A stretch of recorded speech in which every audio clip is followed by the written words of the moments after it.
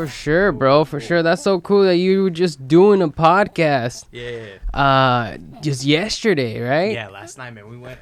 Just bring this mic to you. We went pretty You can late. move it as much as you want. Awesome. These are nice mics too. Yeah, Headphones are solid. Yeah, bro. Yeah, so we did a podcast about the NBA season last night, and we went to like 1:30. But and then my younger brother, he wants to start our own podcast because we have an extra room in the house, and we call it the bonus room. So we want to talk about different topics. So actually, I want to bring you on. So when we get that started too, oh I want shit, to have you on as a guest too. So dude, that's dope. Versa. So yeah, let's do that. We got to set that up in the future, you know. For sure, man. Man. Of course, I'm so glad you made it here. Mm-hmm. I've been doing this for past like 2-3 weeks now. To this level. Yeah. Before, I used to have another podcast. I told you briefly. Mm-hmm. I did a podcast with Grant, my roommate. Nice. Back in the days, a couple years ago, and we had different visions of where I was gonna head to and what we were gonna do. Mm-hmm. So and he had a bunch of other things happening on the side. He's trying to get his like rap career going on. Okay. And he's writing a book now, and he has a bunch of other things where I'm like, dude, I just want to focus on one thing and do that as much as possible, and I like doing it. I like podcasting, dude. Like, it's so cool. I would have never met you again if it wasn't for this, bro.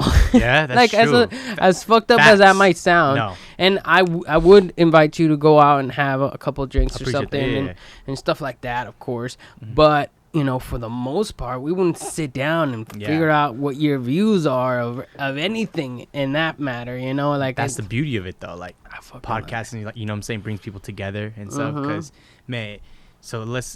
because we met through Valet, man. When we were Valet. Even before the other podcast, we met. Yeah, before that then, right? What year? When did you do Valet? How long were you doing it for and all that? Okay, so I moved to LA in 2012, 2011-ish. And my first job was working for Warner Brothers. And during that time, hours were scarce there, and I needed to get an extra job on the side. So it must have been 2013, 2014. Okay. Around that area. Okay. So yeah, that's when I had a gig with you, and you were like the supervisor, right? Exactly. And then we got to talking and shit, and then we linked up on Instagram, and since then we just been in the back of that Instagram follower list. Which is cool that you keep in touch with people like that, you know? Yeah. So. Yeah, man. Yeah, that's the thing about that is that when are you gonna reach out? When are you gonna hit them up and be like, "What's up, man? I like your shit. I like what you do." And we had such a good conversation last time. We were talking about shit. I mean, like, you're just like a cool person in my head. Like when we hanged out, like we were having a chill time. Because in Valet, man, the thing about Valet, man, you meet so many different cats from like everywhere. You have people that are from the East Coast, trying to make it in the acting business, Hollywood business. So it's just you meet. The cool thing about LA is like not only the people you work with, but you meet people at the shifts, because I think we've done some pretty cool shifts like for like important things, like plus the cool cars, driving the cool cars is fun, but like the clientele plus the people we work with, it's a really good. Since I've been doing it for a long time now, I think it's a really good place for like some extra cash on the side, because you could work whenever you want. But the networking, the people I've met, people like you, and like the connections I've made, like, man, some strong connections. That's what I think about, like, wow, like I'm still going to do Valet on the side whenever I want. Obviously not right now with everything being shut down, but I'm always going to keep that in my back pocket, because like I've met countless stars, famous people, and the people I work with are just dope. Sometimes it's like when you're on a cool shift, you get fed, just have a good time, and you just clock in, clock out, have a good time, done. So yeah, you're right. It's cool that that you could, like, because it's a different crew each shift, so that's right. Yeah, man, that's a good time, man. I think about it. So you keep in touch with anyone still at just like on Instagram yeah, I got a couple of people that I know from Valet on Instagram. I hit a couple of them up, but a lot of them I'm a little scared still of the whole corona thing, and they don't want to be exposed to anybody new and stuff. And I'm more of like, hey, if you're not exhibiting any symptoms, dude, if you're good and you're willing to, I'm all for it, you know. If you can't, then I had a couple people say, nah, man, like right now I don't want to fucking risk it or whatever. And I get that. I get it totally. Like, I'm not going to force anyone to do it. I mean, whenever they're available, that'll be great. But for the most part, man, like, this is fucking crazy first. Like, how do you feel about this, honestly, man? What's your thoughts? I can't believe it took to this point for it to really spread. You know, like, out of all the history that the Spanish flu kind of got spread a lot, and we had multiple of these happen in history, but we became complacent as a country. In my personal view, this is unprecedented. I can't believe this is like a movie, dude. Did you see Contagion? Contagion. That's with Matt Damon. Is he the star? No, I don't think there's any real big. Oh, you mean? I'm talking about the movie. I know. I saw a long time ago. It came out like 5 years ago. It's on Netflix, I think. Contagion. Yeah, I think you're right. That is Contagion. I'm thinking about the other movie. Is it Quarantine? I don't know. But there's multiple movies already out that illustrate exactly what's going on right now. You know, in different variations. Yeah. But what's happening right now is like I'm living a movie. Dude, like I'm seeing everybody freak out. I've been watching the news way more, trying to find out if has there find any cures, any like development on like trying to find any other way to mitigate this. You know, I've even gone online and found like vitamins and shit to boost my immune system, because another thing that this thing is attacking is people with what was it called? Pre-existing conditions. Pre-existing conditions. Yeah. So that alone goes to show that if you're already like feeling bad from before this, already, you're already in jeopardy. Yeah, exactly. So, and same goes with people in like severe obesity or like unhealthy people. You know, like diabetes, all those regular ones in our view now. But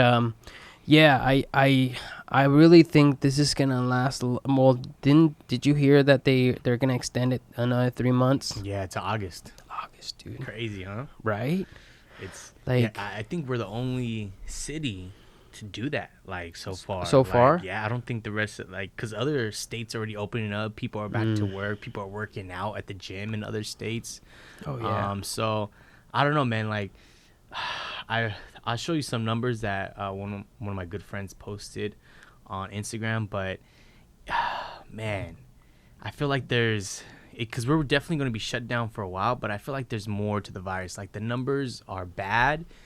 Well, here in LA, it's just not as crazy. I feel like, if you take the precaution, you're safe, but man, a lot of people are hurting right now. Like they're not working. So I feel like COVID-19 is a real thing, but I feel like there's other things that we've gone through and is worse, and it's just it's such a slippery slope to think about it, because then it's real, it's out there, it's hurting people, but then it's like, okay, the numbers are like, okay, in the total of LA, I think it was like we only had 1,500 people die.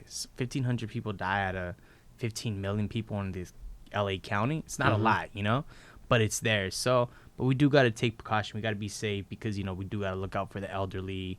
And man, what's worrying me with that I've been seeing in the news that children are getting sick from it. So we had a couple cases on the East Coast or something. So that's really odd to me, because they said children are not going to get it because they have the strongest immune system, and like they're so young and they have strong immune systems. They're not most likely to get it or die from it. But then I think we had a couple kids already pass away from it. So that's a scary thing. So if what I'm really worried about that it's going to come back. This flu season, right? So it's that it could do a second wave or mutate to something even stronger. Exactly. That, like, okay, we have this vaccine by the end of the year ready for COVID-19, but if the virus mutates into something stronger, then we got to start all over again. So crazy, man. So it's kind of sad how our government took care of it, because they knew about it, they saw the signs, and I don't know about in China, those markets, like, man, they do some crazy stuff. So I'm like, things have to change. Things have to change from here on out. So the world's gonna be different, man. It's gonna be, I don't know if it's gonna be exactly the same how we left it, but we definitely have to move forward into a different direction, you know. So yeah, it trips me out, man. I still think about it, but I'm glad you're good. Everyone's cool, man. Family's safe. Yeah, I mean, cool. To touch on that again about the mutation, is that, you know, we're experiencing it. I hear this too, is that certain cases, or the virus is going around New York right now. Yeah. It's crazy, right? But it's different than the virus in India. Like the virus in India is a different mutation. It's doing different things. So like, even if we find a vaccine, I'm thinking this is my theory, it would just be for a version that we're dealing with. You know, it's going to be extremely valuable. Whoever invents the first vaccine to potentially cure this is going to be a multi-billionaire status, dude. It's a big money grab. Like right now, that's why there's so many of these fake testing. Did you hear about that? That some people are posing as legitimate testing places for COVID-19. Well, they're in fact not true. There's some like off brands that are claiming they have the test to see if you have it or not, and even those tests are sometimes wrong, you know. Like they can give you false positives or false negatives. We're like, I mean, it's such a big picture, dude. Yeah, like the whole world is dealing with this. Like, it's hard to narrow it down to everybody, because if one of these people don't believe that COVID-19 is real, that leaves all of us kind of scrambling around. Like, those people that are staying indoors, that's great. But those people that aren't staying indoors are out there spreading like crazy. So, like, we could all have a cooperative unit, operate together. But, I mean, we've been trying to do that for a long time. I know. I mean, it's changed over the years. That's what war happens, you know? Yeah. It's crazy. I know, man. It's take a day at a time. Take precautions, you know, wash your hands, wear your mask. And, they even want people wearing masks just like when you're outside walking around. Like, you know, because I go biking a lot. I saw your bike in the living room. So I bought a bike during this time. And I've been, you know, last Saturday I went from, was it Venice? I rode from Hermosa Beach. Yeah, Hermosa Beach all the way to like Venice and back. So it was a great ride outside. But I don't wear a mask when I'm biking, you know? But I think they're gonna want people to start wearing masks when you're biking or when you're running. I don't know how people run, like you're exercising and you got the mask. That's like what? Like you're breathing in your carbon dioxide. So I was like, but yeah, we'll see, man. But I think, you know, look, we have a great state. I believe in our state government. I love Gavin Newsom. He's a great governor. I met him at a shift before. No way. Which was really cool when he was running for governor. I did it was he was talking to these really, really successful people, rich people in West Hollywood. Like, hey, I'm running for governor. I need your help, stuff. So that was I met him. And Garcetti's real good. I love Garcetti. You know, he's a great mayor. So I think in our state, we've been handling it really, really well compared to other states. You know, I know, man, what's Cuomo, man? He's I see him on the news all the time. He's killing it, bro. Like he's Respect. You know, he's been holding it down in New York. And his brother got sick, who's on CNN. So his baby brother just recovered from it. It's so funny because I was in New York in February from the 14th to the 17th. So I was there for like 3 days. And then I come back and then it's like shut down. So if I would have stayed in New York for like, if I would have went to New York 2 weeks later, like it would have been hard to come back. Like that's why I was like, man, like did I get it? I was in New York. I was in Manhattan the whole time, sightseeing. It's beautiful. New York's beautiful in the winter. Cold as heck. I bet. Cold as hell. But yeah. So I was just, man, all these things were running through my head. But do you want to get tested? Are you looking to get tested pretty soon? Oh yeah. I mean, once they figure out which tests are the good ones, the ones that don't give you false positives and shit, I'm all for it. I'm going to get it done. No problem. But the thing is that, I mean, they're pretty good at changing their gloves and doing all that stuff. But I feel like I'm being a higher risk to get myself exposed just to get a test, you know. And I see it as like as long as I'm not experiencing symptoms and I'm not feeling bad, I'm working out regularly, taking vitamins, doing everything I can, plenty of water and everything, to not get this. Or if I do get it, I'm gonna have a fighting chance. You know, fight it back. Yeah, exactly. Yeah. What's scary? Sorry to cut you off, but what's scary is that you could like have it and not feel symptoms. You could be a carrier. Yeah. So that's the scary thing that I think scares a lot of people. That, you know, if you're living with elderly people, like, yeah, you could be young and you're an essential worker and you could get it, but you don't feel no symptoms because you have a good immune system. Your body's fighting it off, so you never get sick. But since you have it, you could pass it along to someone else, you know, that's not as strong or doesn't have a good enough immune system to fight it off. So I think that's the most thing that scares, well, me personally, about that you could be carriers and like not even know you have it. Exactly. So that's a trip to me, you know? So that's yeah, man, this is great. Yeah. But in the other hand, life, like nature is coming back to life. Like the pollution in the world is coming down. The CO2 in the world is coming down. I mean, have you seen some pictures of India? You know, India's one of their cities is the most polluted in the world. And they took a picture of the sky.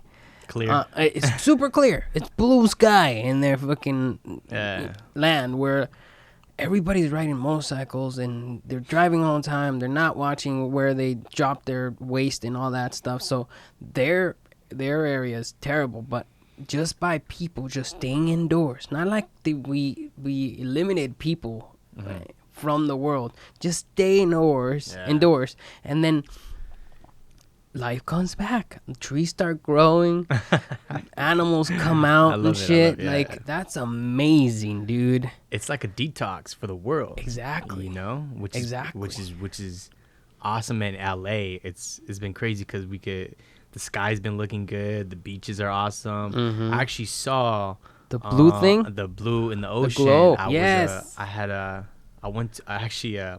I was with my girlfriend. We rented a hotel on the beach right here in Hermosa, just for like one night, just to get away, you know, just us two. And she told me about it. It's funny, earlier that day, she was showing me like videos on Netflix and stuff. And I think some guys were filming it in San Diego. Yeah.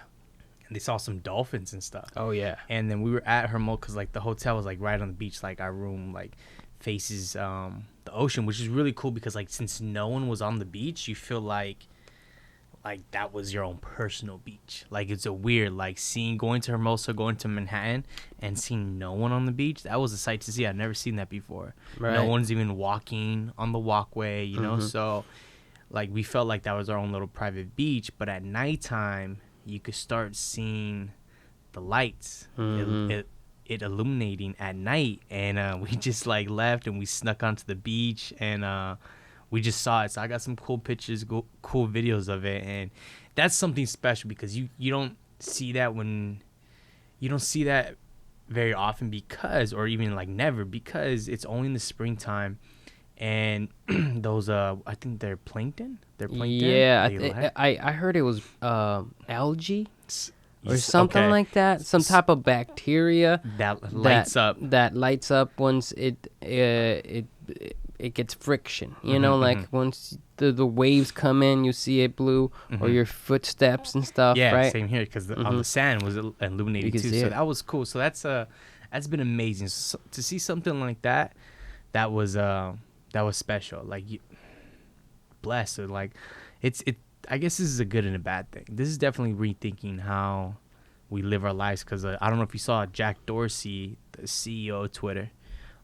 He was like, you know what? All my workers who work for Twitter could just stay at home. Yeah, they don't forever, he said. They don't have to, like, go back and to look at it from his perspective, he's actually going to save money because he's not going to have to lease office space for his workers. Mm-hmm. He's not going to have to have parking, pay for parking, or even all the coffee in the office. You know, Mm-hmm. all those little things that add up to like rent these Mm-hmm. offices. So if you look at it from a company's perspective, like if they see that's more efficient and they save more money, they're cutting costs by like telling the workers to stay home. They don't have to lease expensive buildings in downtown. The parking's expensive in downtown. All these little things are going to save them money, so they might be rethinking, you know what, you guys just work from home, Zoom, FaceTime, email, screen sharing, all this technology that we've been using is just going to become every day now. Like, Yeah. I think people are going to be staying home, which is good for people. So like you save gas, you know, you save money on you don't have to buy work clothes, you save time in traffic. You know, for me it was always cool going to work because it's like this is when I have time to listen to podcasts. You know, like you're in that traffic, you know, let me throw on a podcast, let me see What podcast do you listen to? Oh man, so my favorites, I love motivational podcasts. I love people that are very optimist. So Jay Shetty, on purpose, is a great one. I've been following him for a while. He's this guy he's a Indian guy, cool, but he always like, man, he interviewed Kobe, he interviews the coolest people. He's very like motivational and health and wellness, and so I love him. I love who else? Oh, man, he's like Gary V. Gary V. Gary V. Yeah, Gary that V's motherfucker cool. yells at you. Get up. You know, like, Sal, you can do it. Yo, Gary V.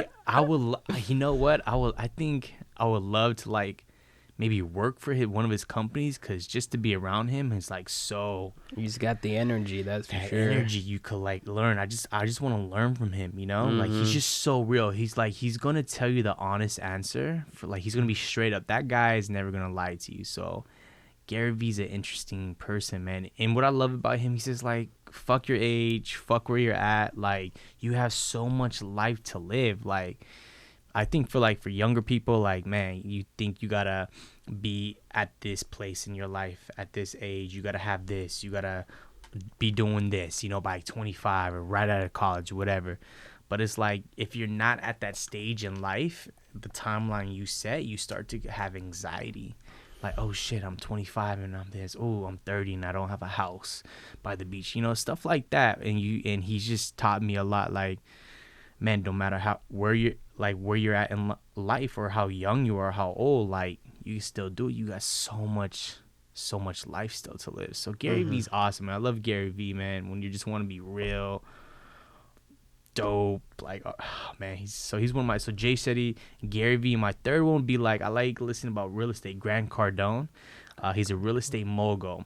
That guy is just so, he's kind of obnoxious. He's just one of those rich guys that you could do it. He created his wealth by investing in apartments. So he has a lot of Real apartments. estate is no joke, dude. You can make some fucking money. Exactly. My friend, I had him like 2 podcasts ago, Joey. He had a home back where he's from. I forget where, but he sold it for an incredible profit. Wow. Where like, and he was just renting it out so someone else can pay his mortgage and shit, you know. And then finally he lost his job. He was looking for a new apartment. He was like, hey, I need to get some money. And then sold his house and then made all this profit. And I'm like, and he was smart about it too. Like, even though he made so much profit, he was like, man, I made so much money off of this. I'm going to invest it again into another property. Smart, yeah. Double that, baby. And then keep doing that as much as possible. And then move out into a smaller place to save even more money, which is great. Yeah. And he's living down the street from me now. Oh, cool. Yeah, he's a cool dude. So yeah, real estate is no joke, dude. That's where it's at. Yeah, that's where it's at. That's gold, because that's assets that will forever bring you money. You know, like real estate in California is so expensive, man. If you get some dirt over here, like, cool, you're already winning. But yeah, there's still a lot of affordable real estate, like in the South. you know, like some places in the East Coast. But yeah, man, so that's something down the line I want to invest in, to like have an apartment, you know, in the South, and then just try to multiply, try to like I just think you can't go wrong if you put your money into real estate. You're always going to get it back, you know, and probably even multiply it like your friend did. So there's a lot. So, but like, so during this whole COVID thing, I'm just here trying to learn more about different industries that I didn't know about before. Like I'm learning how to do stocks. I'm learning about how to trade options. So that's something that, hey, I could wake up in the morning, do a couple of trades, made $200-300. What do you do? Robinhood? So I have Robinhood, I have E-Trade, and I have TD Ameritrade. Oh. So right now I'm on Raging Bull. Shout out to Raging Bull. Just learning. I bought a course, and me and my another good friend that I met in Valet, Chris Gilliam, and we're just learning how to trade options. Which, oh man, it's complicated. It's a lot of numbers, man. Oh my and I'm God. not the best numbers guy, but it's just practice, man. You just got to keep doing it, because you learn something new every day, and you got to be patient, man. So I'm not over here thinking, okay, I'm going to study options for a month, 2 months, and I'm going to start making $1,000 or thousands of dollars in the next 3-4 months. No, this is something that I start now. I could see myself doing like a year from now. I feel a lot more comfortable. And then, like, I could start profiting within a year to 2 to 3 years, because this is something long term. Like, you don't want to go into it blindly, like, okay, I'm gonna do this huge bet or something. You lose like 5-10K. That hurts people, and then you walk away from everything. Yeah, man. So you got to be smart with it. So that's why I'm like starting now. So like hopefully in 2-3 years, it could just be something that I do part time. Like, okay, in the morning, I see the stock that I like. You know what? Let me do this. Yeah. I'm done. It's mobile. You can do it from anywhere in the world. Mm-hmm. It's something like just an extra income. Like I want to grow a small account. Yeah, man. Starting with 2-3 grand to a lot of money. So stuff like that. I'm learning a lot. So I'm reading a lot, learning about other stuff. So that's what I'm doing now with this COVID. You know? Yeah, man. It's funny you say that, because I actually just got out of it, but I had Robinhood for a little bit Nice, too. okay. And I invested $100. I was like, okay, just start out. And I moved it around, caught a couple things, really cheap stuff and stuff, but I built it up. And I was like, oh shit, this is maybe if I invest some more, and then at 500, and I got all the way to $1,000 invested into it, man. Nice. And I was making changes and all this stuff, and it was great. I was learning a lot, and then I stopped focusing on it, because you gotta always be looking at what's happening in the news, what's happening in politics, and what's happening in general, like what's getting spread through the internet, and it has effect, believe it or not, into the stock market. Crazy. Crazy effect. Like I heard that Trump said something about like, oh, it's gonna go away in no time and shit, this whole COVID thing, and the stock market kind of went up a little bit. And it's like, well, what the hell? And then obviously then it just got worse, and then it dropped again. So you could see the little differences that are happening and it's not all companies either. There's certain companies you focus on. But I was deep into it, and then I lost some money. I lost a lot of money, actually. And then I wanted to get this started. And then I said, what do I want more? Just practice and keep focusing on this app and stuff? Or do I pull out the money I got in there, dump it all into this that I'm doing now, because I really want to do this? And that helped me tremendously. I mean, it doesn't seem like a lot, but there's a lot of investment put into building this whole freaking crazy thing. This looks legit, man. Congratulations, man, on this. You got the nice table, the mics, man. This is A1. The funny story about this table is that I literally got it last week. No way. And I didn't even buy it. It was free, dude. Oh, man. Guess my roommate was out running and shit. And these, our neighbors down the street to the right, were just put this on the sidewalk and shit. For real. No way. And then my roommate was like, dude, there's a table outside. You'll love it. Here's a picture of it. And I was looking at it. I was like, I don't know, because it was all beaten up and dirty and stuff. I don't know about that, man. He's like, dude, let's just go look at it. Maybe it works perfect and all this stuff. And I'm like, all right. And he kind of forced me to get it, and it was an incredible choice to make, because this works out way better than this. It's funny because this table is on top of another table underneath. Got it. Which is much shorter. And just having these like a 4.5 or so extra space is awesome. But this does look more like a podcast. I feel it makes it look so much more different. It looks like real granite too, even though it's not. No, it looks legit, man. I'm telling you, like this is a come up. I like the lighting in here. You got the flags, man. So this is the type of vibe, man, you need, you know? So the lighting's great, man. So it's good. So congrats, bro. Yeah, man. Thank you. I appreciate that, man. Like I said, it's a lot to work, but I'm glad I got it up. I'm glad you're here. Now we could just hang out and talk and shit. You know what I mean? Like before fun. I had the other podcast, it was all audio. It was only audio, so it was no video or anything. So we set it up anywhere. We be in the living room, we're hanging out, we're just talking and stuff. Yeah. And that was fun, but having the whole lights and a table, especially a table, dude, a table just changes the whole dynamic because it feels more like we're at a bar or something, or at a restaurant or something. We're just talking and hanging out and stuff. And I just like this whole vibe and stuff. I mean, like my last podcast, it's early, and I'm sure. Do you drink? Yeah, I drink a little, of course. Yeah. Yeah. What do you drink? What do you drink? I drink anything almost. Yeah. I've been fucking with vodka lately. I used to be really into whiskey. I still am. I drink everything, you know. Okay. But I also like beer. I fuck with some Coronas or Stellas. You do any White Claws? White Claws? Yeah. Have you tried the White Claws yet? No. Oh, you haven't tried? So right now, man, seltzers are really big with alcohol. So they're like. It looks like a Red Bull, but it's basically a seltzer with some alcohol, and it's like 100 calories. They're very light. It's like club soda mixed with alcohol. It's pretty legit, you know. So because I try not to mix my alcohol with sugar anymore. Like I'm not that young kid. Oh, let me get an Adios and those blue drinks, and I just do I just whiskey real easy. I do like on the rocks, or depends, maybe some bourbon. I love bourbon. Bourbon's cool. I'm not a fan of like rum as much because they like pina coladas and stuff. But yeah, man, I'm just simple. I just like do shots, or I just do on the rocks, easy.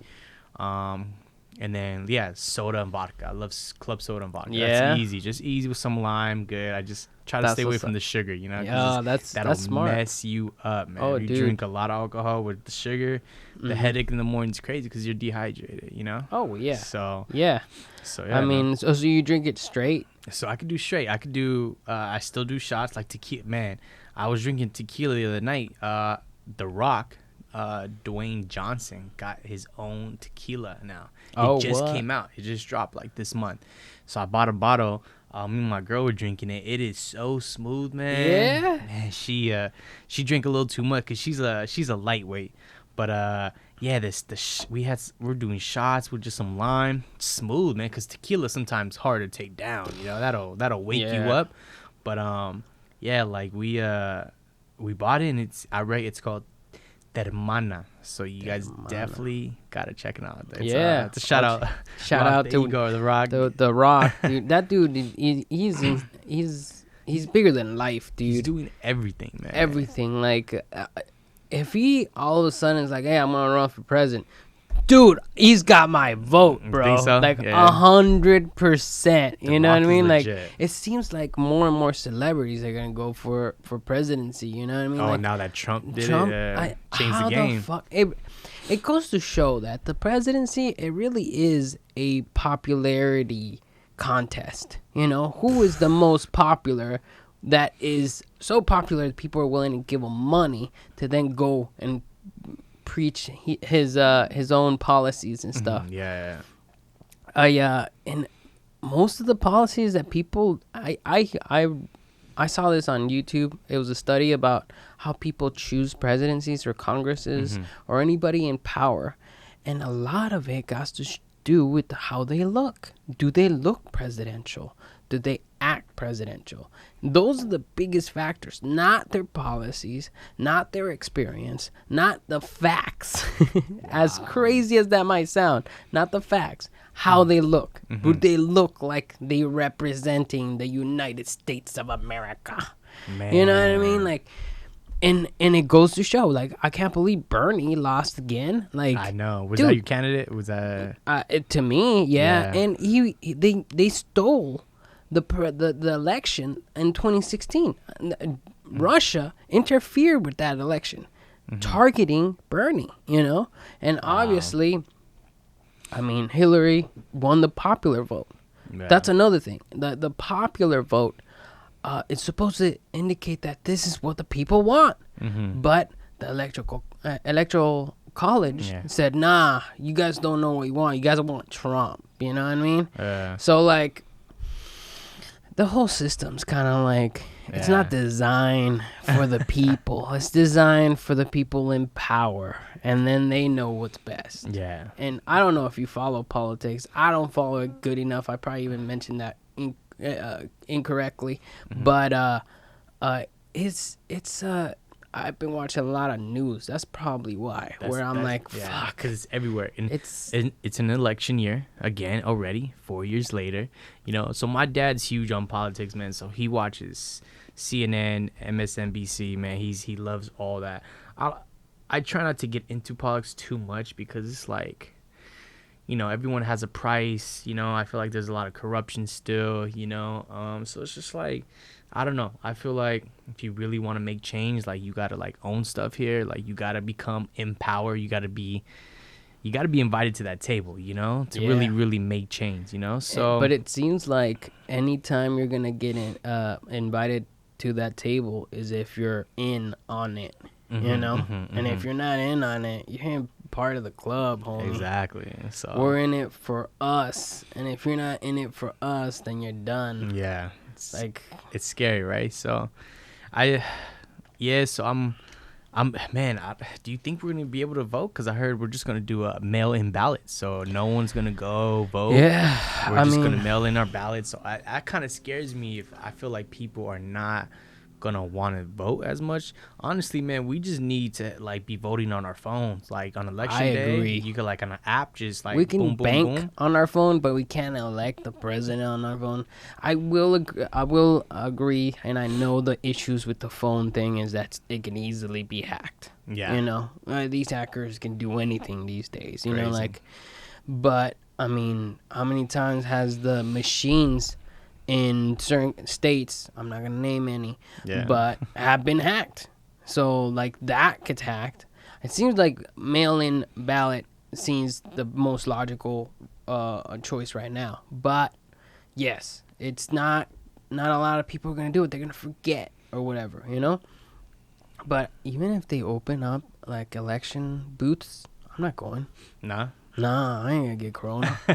Fuck that. You ain't gonna get that Rona, huh? Yeah. Fuck that. I know I mail my ballot. I mean, I'm already signed up for that. You're good. I just mail it that way, Yeah. But what do you think? Is it gonna be another 4 years of Trump?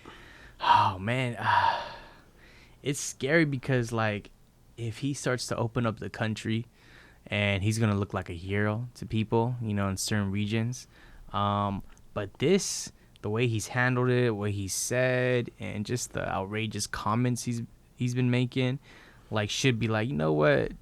Trump is probably not the best option for us to move forward in the next 4 years. My thing is just like, man, Biden, I don't know if Biden was our best ammo right now. Like, he's like... He forgets what he's talking about mid-sentence, bro. It's embarrassing. Like, and then people saw that, and it's like, again, like I'm telling you, it's like a lot of people saw him as looking presidential, so they just went with that guy. Yeah, dude. Like, if you look at 2019, all the candidates that were running for president were killing it. Joe Biden was hanging in there. I mean, he was doing pretty good here and there, but for the most part, he was not doing good. And all of a sudden, everybody voted for him on one of these. And he's number one now. And now it's him and Bernie. It's like, and then he gets elected. And he starts losing his mind. I don't know how else to put it, man. Like, have you seen him speak? Like, Biden? Biden. You know what? I haven't seen his rallies yet, but I've seen a couple of debates. But we'll see, man. He's now that he's our choice, I'm gonna be watching him a lot more closely. Yeah. So I still feel bad for Hillary, man. Man, the way how Hillary lost, man, I couldn't. People with that guy is out for blood, dude. He's gonna go in for the jugular. Like Trump is no joke. Yeah, like, man, I can't believe that. If you talk even remotely bad about him, like he'll be on Twitter. He blasts you, dude. Like he needs validation at all times. He's an egomaniac. Yeah, he doesn't care. He's a billionaire, man, so he doesn't really care, bro. And everything. This is the craziest part in my mind, is that a lot of the people that voted for him are the people he really doesn't associate with. No, at all. Crazy, right? Right. I mean, like if you go to Florida, his hotels and shit, you're not gonna find those folks in there. Like he doesn't associate with people like that. The Republican party is rallying behind him because they're getting what they want. Mitch McConnell is kind of like in the back of the room, kind of pulling the strings slightly, but he's still like a wild animal. He's getting out there. He's doing whatever he fucking wants, And as crazy as it might seem, he has done some good shit. No doubt. Yeah. I mean, the economy was good. Yeah, it was. Like he went after China. The changes have been done. Something's been done versus all the other presidents before haven't really gone after China because China's so big now that we need them. Yeah, they're powerful. We need them. Like a lot of our ventilators. Did you hear this? A lot of our ventilators when we were going through the hard part of this whole COVID-19. Yeah. China was the number one producer of a lot of it. And because they're going through this shit, we couldn't get more. There was no transmission there. So you're like, man, the next 20 years, we're going to see a lot of change, dude. Like, this is the catalyst to see who's going to be the most powerful country on the planet, and that doesn't have that much to say by the fact that once we figured out that it's mutual ensured destruction by using atomic weapons, nobody can use it and everybody has it, and good thing some of the countries that aren't very stable don't have them, but they can't use that. So what they resort to is information. Now everyone's trying to get their fingers into everybody's phone or collecting intelligence is what it's called, data. Yeah. And I mean, the phones are listening to us for sure, Yeah, right. Man, it's a trip. It's crazy, right? What the fuck? You would think flies or something, but yeah, I'm tripping out that they could really listen to us and cause you ever see, you're searching something up like Google and you're like on eBay shopping for a certain item, right? Like, okay, cool, see some prices. And then like a couple days later, like you're just like on Instagram or whatever, and then an ad pops up. It's like, what? Like I was just, and it's like on sale or something, and you're just like, what? Like I was just looking for that 2 days ago. I'm just a trip to me. Dude, not only that, but you ever like talk about something? It's like, oh, Amazon's fresh and easy options are so good. Like you mentioned Amazon a couple times, and all of a sudden you go through your Instagram, you go through your Facebook, you go through anything, Amazon advertisement for some of these things. We're like, boom, how the fuck? Like, and scary. Same goes with like Googling shit. I'm like, oh, how big is and it fills in exactly what you're searching for. That's pretty dope. Whoa, it's like right there.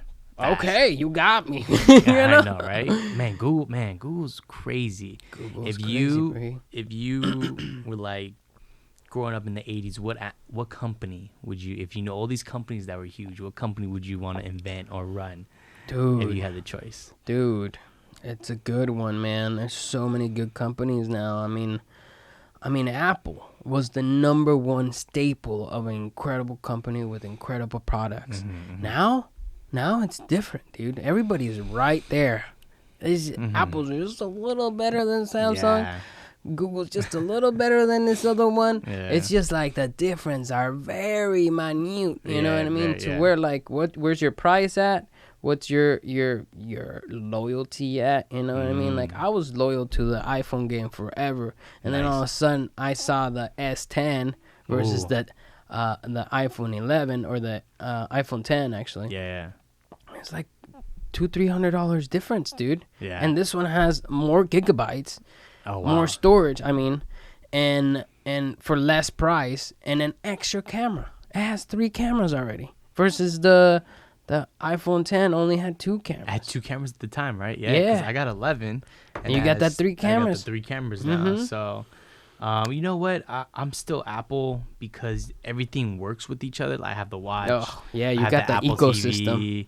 Like when you're already in that ecosystem, like my first laptop was an Apple. So I'm Apple 100%, dude. Look, kind of iMac right there. I do Apple everywhere else. I got the AirPods there too. Yeah. Everything. It's just that I didn't like the price, dude. That price is killing me, bro. They're just going up and up and up. And then the storage is just shitty. 62 gigabytes? Yeah, 62. Okay, cool. Because I got 256. Oh, you got the 256? 256 on it. So, because you need the space, you know? So exactly. But this one allows you to have up to 1 terabyte, dude, because you can change the memory card. You can add memory to it. Yeah, that's pretty. Yeah, that's fucking solid, killer, man. dude. That's solid. Yeah. You know, and you don't have to pay extra for it. You just go buy it and then install it. I already had a 200 gigabyte SD or mini memory card, and I just popped that baby in. Now I don't have to ever worry about storage space. You know what I mean? Like,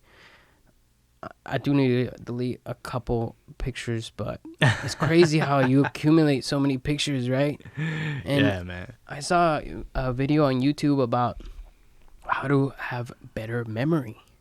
What? Better memory, dude. Like, remember things clearer. Okay, cool, you know, like, because we're always like forgetting. And I honestly think there's a lot of people that go around like, man, I don't want to grow old. I don't want to forget this. And I think we're supposed to forget. I think we're but before I go on to that, to improve your memory, this video was saying is to go actively try to remember, like take a moment and like, man, I want to experience this. I want to not forget this moment, you know, like actively think that, right? And then the other step is take pictures. Take a couple pictures. Not a lot of pictures. Take a couple pictures. And then experience the moment. And then a couple weeks go by and you have extra time, go through your phone and look at your pictures and delete the ones that don't matter. That way it gives you some idea of putting effort into it and then valuing the ones that really impacted you the most out of all the pictures you take. Because I take an enormous amount of pictures all the time. Like, why not? You know, fucking keep hitting it. Like, I can keep going. For days, yeah. Yeah, but I never go back and look at my pictures because I'd much rather scroll through Instagram or whatever. But if you want to remember more things, look through them and then delete the ones that don't matter. That way you can really focus on the ones that really impacted you. And I was like, I thought of that. I was like, that's smart. I like that. I'd probably be doing that more often now than not, you know? Good. Yeah. It's a good idea, huh? Right? I thought so. But on the other hand, I do believe we need to forget certain things, dude. You think so? Imagine if you've never forgot. You ever seen Black Mirror, bro? Black Mirror? No, for real? Wait, it's a show. That's a Netflix show, right? Netflix. Yes. Okay. Black Mirror. I think my friend told me about it. It's like a different episode, like everything, right? Black Mirror. Okay. I got to check it out. Dude, do not watch the first episode of the first season. What? Do not watch it. It's going to turn you off. It turned me off. I didn't go back to it until I kept hearing it left and right. And I'm like, what are you guys talking about? I'm not even going to mention what the first episode is, but every episode is a different story involving new levels of technology that will be in the future. For sure it'll be in the future. Some crazy scientist is gonna invent it, you know, no doubt. What? So on one of the episodes, just to give you a brief overview, is that they invent this type of like lens so that you can be virtual all the time and they can hear you and everything. But I'm not gonna tell you the twist, but it can be hacked and make you see things that aren't really there. Like people that are normal people, but dressed as like the enemy, for instance, right? Yeah. And you're a soldier, so you need to eliminate those, right? And something happens, he gets hacked, and then I mean, he could see what his errors of his own way, and that's one episode. But the episode I actually want to talk about is the one where they invent this same thing that you can put in your brain that records all your living moments, like everything, dude. Like you can have this like little remote thing. You can go back to the when you were 18 and look at your 18th birthday. Just you rewind. can scroll all the way to the back to the past and remember it vividly, you know, and hear it and everything. And there was huge problems with that, though, you know. For instance, imagine you're with your significant other, and then I mean, they're losing love of each other, or you with each other, and you're becoming suspicious because they're leaving at odd times and stuff, and you're hey, I want to see your history. Show me your history, because you can share your memories with other people. Yeah. And, you know, jealous people are going to do crazy things. If jealous people already do crazy things, this is just going to get worse, you know? Yeah. And that's just one episode, bro. That's one episode. You know what? I'm going to check it. I might check it out tonight. You got to check it out, man. That's okay. You got to check out Peaky Blinders. It's on Netflix, too. It's like a gangster family. Hispanic in London. No, in London. Oh. No, they're in London. It's the UK Peaky Blinders Uh. and stuff. Were you thinking of another show? I think you're thinking Hispanic family. Yeah, did you see that one? I think in a restaurant or something like that. I didn't actually watch it, but I put it on my watch list. Like, I want to see what they kind of pulled. They own a restaurant in LA. Yeah, you know what? There's only been one season of that. I saw it already. Yeah, you did? We as a family saw it already. Yeah. No way. Was it good? What's it called, man? It's called Gente-Fied. Gente-Fied. Oh, yeah, you're right. Gente-Fied. Yeah, there's one season. They're supposed to come back out in another season. But so shout out. My brother showed me that show. That's you should check that out. It's only like 30 minutes. You know, the episodes are not long. You know, there's like 10 of them. But it shows talks about gentrification in East Los Angeles, which I live in Highland Park. So man, Highland Park was really, really rough in the 90s, man. It was 99% Latino. But man, once we got our Starbucks, things started changing, man. We had people from all types of cultures, ethnicities moving in, which is great, man, because, you know, our house is worth a lot more because, you know, we own. So it's good because it used to be dangerous in Highland Park. Now it's like you have a Starbucks, you have we have a nice, great bowling alley, which is very like, it looks like you're stepping into like the 1930s or 40s. It's super antique. Like everything in there is still original how it was back in the day.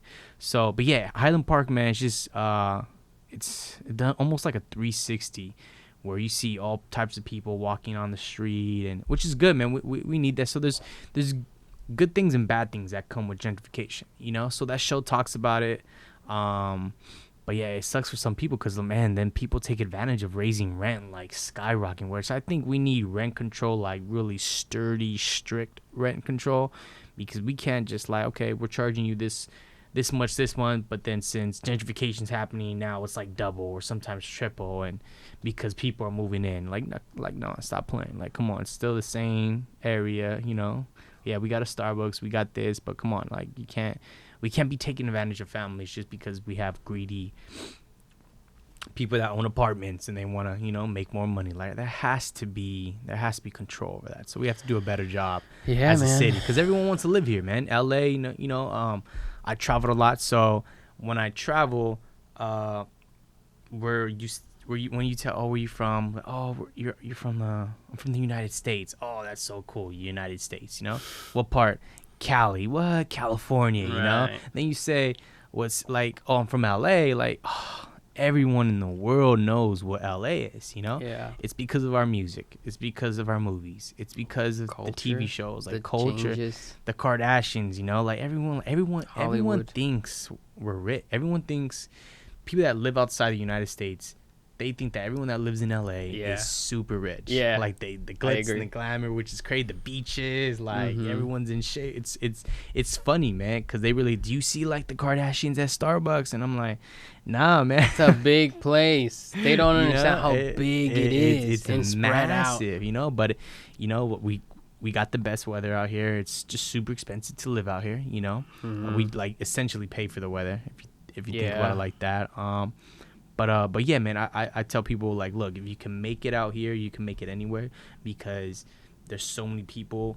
We're like a pot of gumbo. Like, there's so many different cultures and ethnicities that live here, which is great. It gives you experience to talk to different people and do business with other people, and it's great, man. So I'm really happy. I'm born and raised in LA, so I love it.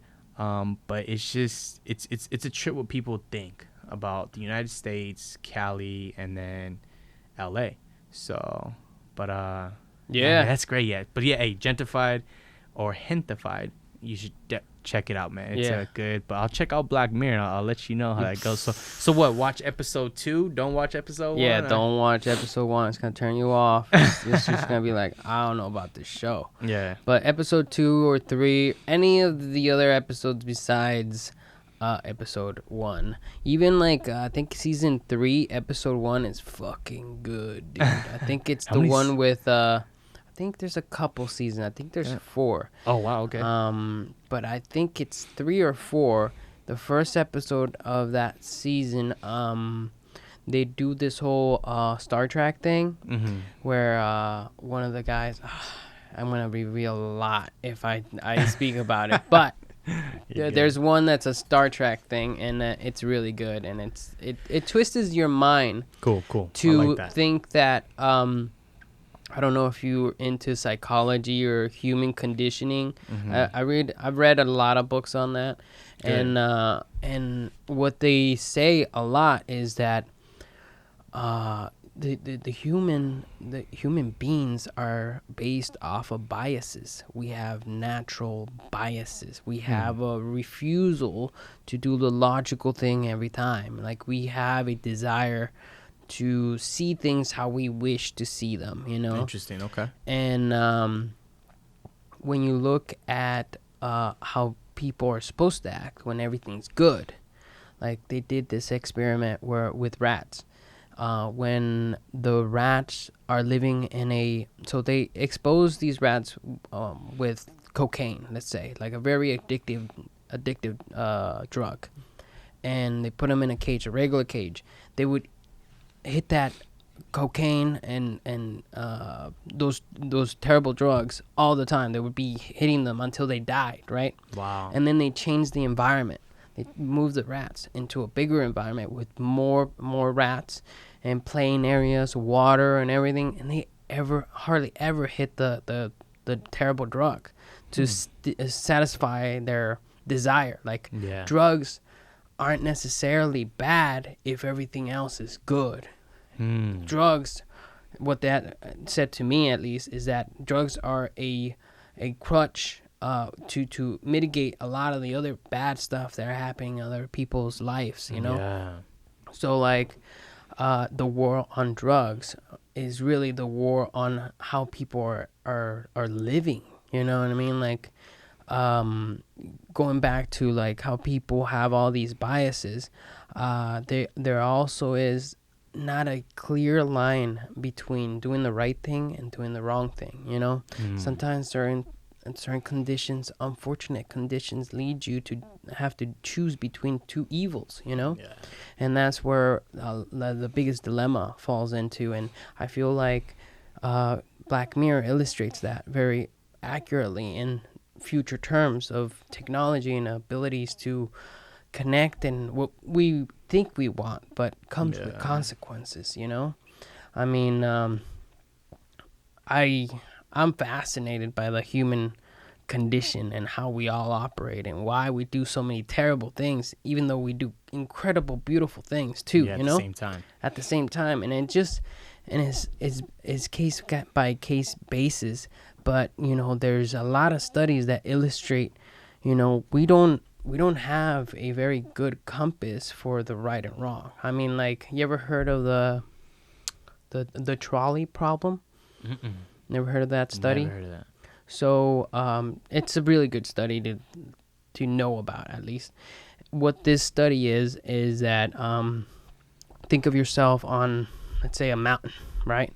And you're seeing this train track, and this train track splits into two, right? Mm-hmm. And there's 5 train track workers working on this side, and there's another one person working on this side, or is on the phone, and they got like noise canceling headphones and plugged up ears. They can't hear very well. And you're up here on the top of the mountain seeing all this play out, and all of a sudden there's a train coming, right? And it's gonna and then on the top of this mountain you are next to this lever that get to choose between killing 5 people or 1, right? So this is the dilemma. So either you don't pull the lever and let the 5 people die, you know? Like, don't get involved. I wasn't here. If I wasn't here, you weren't supposed to be there, right? Like, you can make any claim. You're not a construction worker. You don't know how to operate it. You just know that this could save 5 people and kill 1, though, you know? So that's the dilemma. What would you do? Would you let the 5 train track workers die, or pull the lever, have something to say, and get this play God in a way to let this 1 individual die? You're still a murderer in a way, but instead of 5 families losing a loved one, only 1, you know? So those are the dilemmas I'm talking about. It's like, it's not always very clear. Mm-hmm. What would you do? Man. So that one person has no way of seeing the train. Yeah. Nobody can escape. They're all for sure gonna die if you don't do something. You know what I mean? Like, choose between 5 or 1, you know? Oh, man. I think, well, the obvious reason you want to save as Many people lives. as you can, right? That's like human nature, right? You know, logic, like, so, man, you don't know none of the people, right? You're just like, okay, 1 or 5. Maybe you really? can. I mean, like, it doesn't make it harder. It probably does if you did know them. If you know that person. Okay, so if I know, like, that individual, like, yeah, man, like, you would want to save the person you know, right? Like, right. So then that kind of sucks, you know? But so there's a lot of factors that go into that, but I think most people were like, okay, well, let's save more because if 1 person dies, we have less families that will have to, like, deal with the loss of a loved one. Right. So that's a trip, man. What would you think? What would you right? like? I'm there with you, man. I don't know what I would have done. You know, and I would have. Most people, they actually did this study for reals, not actually kill somebody. They made it seem like they were gonna die, but they didn't, obviously. On this one guy, his name was Vsauce. His channel on YouTube was Vsauce, but I forget. I think it's Minefield. It's on YouTube Plus, and he actually did this study and he tested these people, random people out of nowhere. And most people froze, dude. Most people didn't pull the lever. Like, they were like, and just stop. You know, they don't want no responsibility. They have no, like, they want no exactly. They want no responsibility because they weren't supposed to be the operator of that, you know, like. Would you not pull it? Would you just try to walk away, have a clear conscience? I think I want to think that I would pull it. Yeah.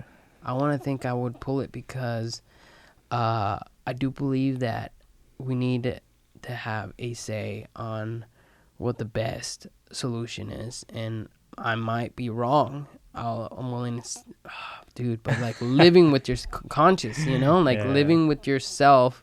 Tough. Knowing that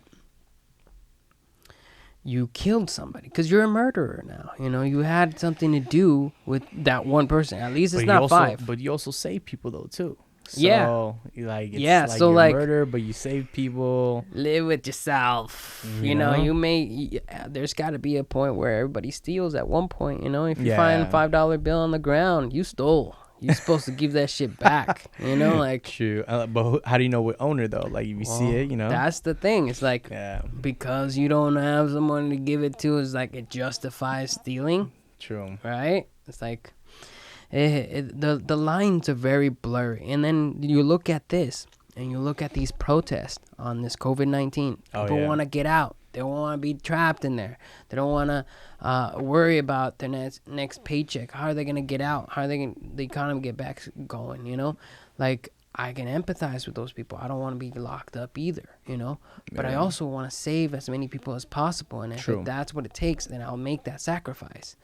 So, like, you're struck between these two areas, these two evils of getting out there and potentially risk your own life along with other people around you. Or stay indoors and then risk your finances going in flames. I mean, going back to the rat thing where, like, the environment's good and they don't take the drug, right? Because the environment's so good, right? So we're going through that point where the environment's really bad and we have this one drug that makes us feel good, which is going outside and then experiencing that, potentially slowly killing ourselves, you know? Or everything being good, staying indoors, not worrying about shit. But it's not a good correlation. But you know what I mean, you know? Like, it's a tricky thing. I mean, slippery slope. But you also look at the government. How is the government handling this? Because the government has unlimited money. They can just print it out. There's not a big deal, you know? So that $1,200 stimulus, $1,200, yeah, I'll make that stretch for months. What the fuck? Some people aren't going to even be able to, you know, pay the rent and groceries with that amount. You know what I mean? Like, meanwhile, in Canada, they're giving everybody $2,000 a month, every month, until this has been taken care of. You know? Oh, I didn't even know that. That's crazy. Right? I didn't even know that. That's cool, man. But in the United States, no, you don't deserve money. You got to work hard because you got to earn it, you know? Yeah. Did you get yours, by the way? Yeah, you got I yours? did. Okay. Did you get yours? I just got it yesterday, man. How funny you said that. But I actually went online to the website, IRS, and I had to put in my information there. So it just didn't come automatically. I literally had to put my information. Oh, did you not get any money back last year? I did. You did? A little bit, though. Just a little bit, though. Well, but I owe money this year, though. Oh, me too.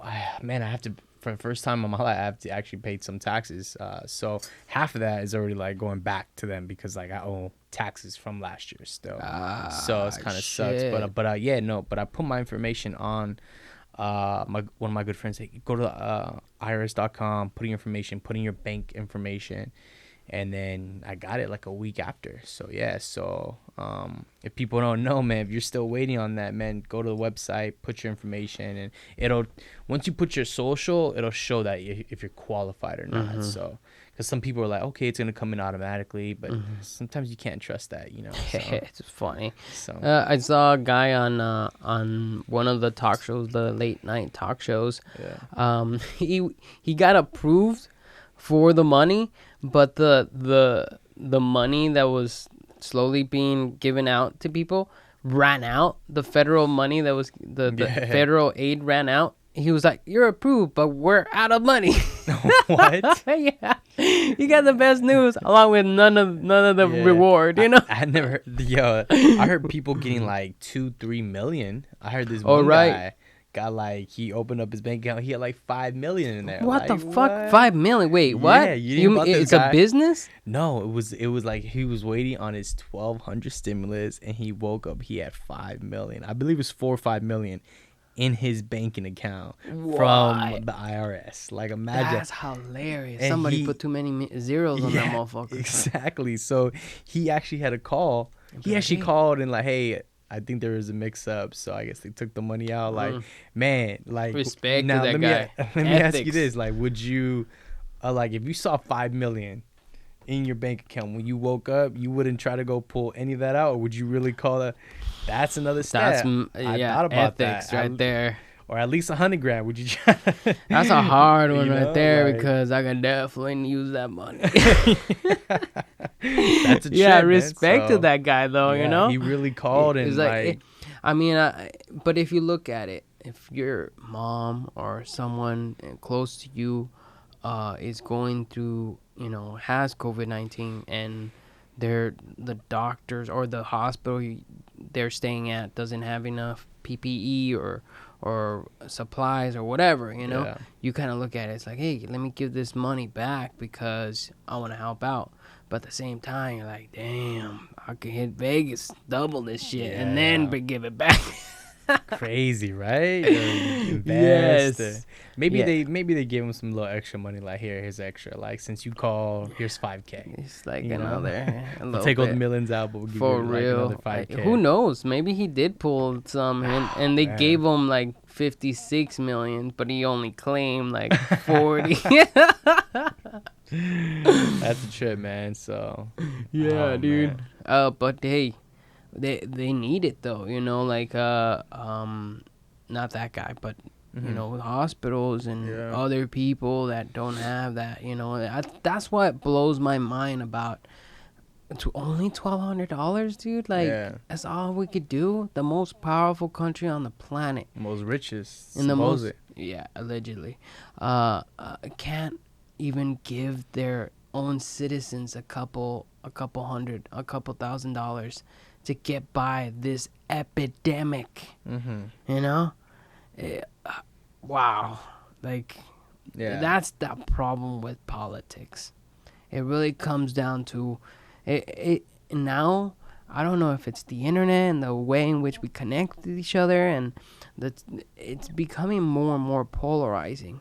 And I'm seeing the Democrats rally amongst themselves and say, like, we're here to get rid of the Republicans, you know? And then the Republicans are doing the same thing. It's like, hey, there's no Republicans or Democrats. We're here for the best possible options for ourselves. We're not here to cheer our own team here. We're here to bring the best type of life we can for each other. Not that we're playing, you know, this game. It's not a game, you know. We want the best for everybody, not just a couple of us, you know, the ones that matter. And the also the problem is that some of these people in power get to be in power forever. I mean like until they freaking die, you know? Man. How do they know any better for the future of our country if they don't even know how email works, dude? Like, how do I even how does the phone send messages to you? I don't fucking know. But someone smart enough to even know that should be running the country. How about that, you know? Yeah. Like, it doesn't seem like there's no, like, testing or qualifications that you need to have.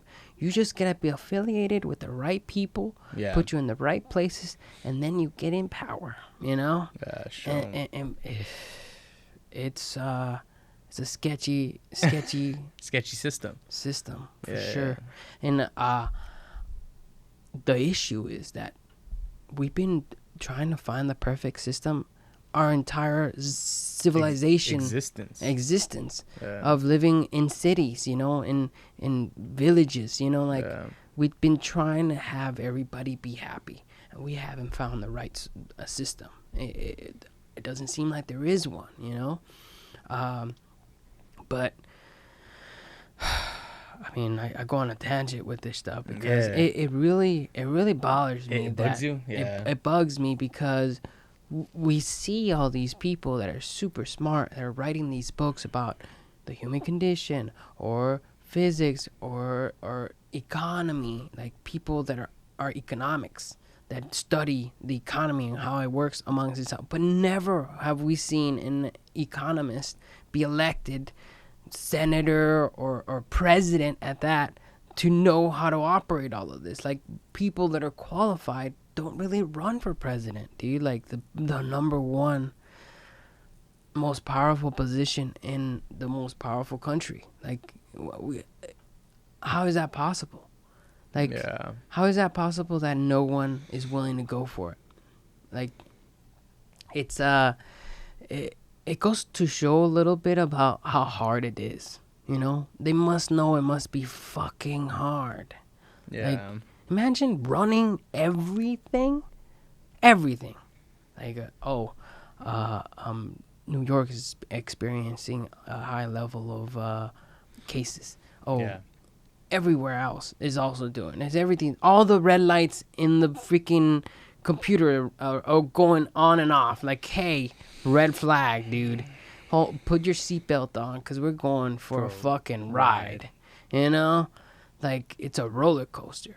And some people look at it, too, as that, hey, the pendulum swings back and forth. True. You know? Like, sometimes the Democrats win. Sometimes the Republicans win. And it just, you know, like...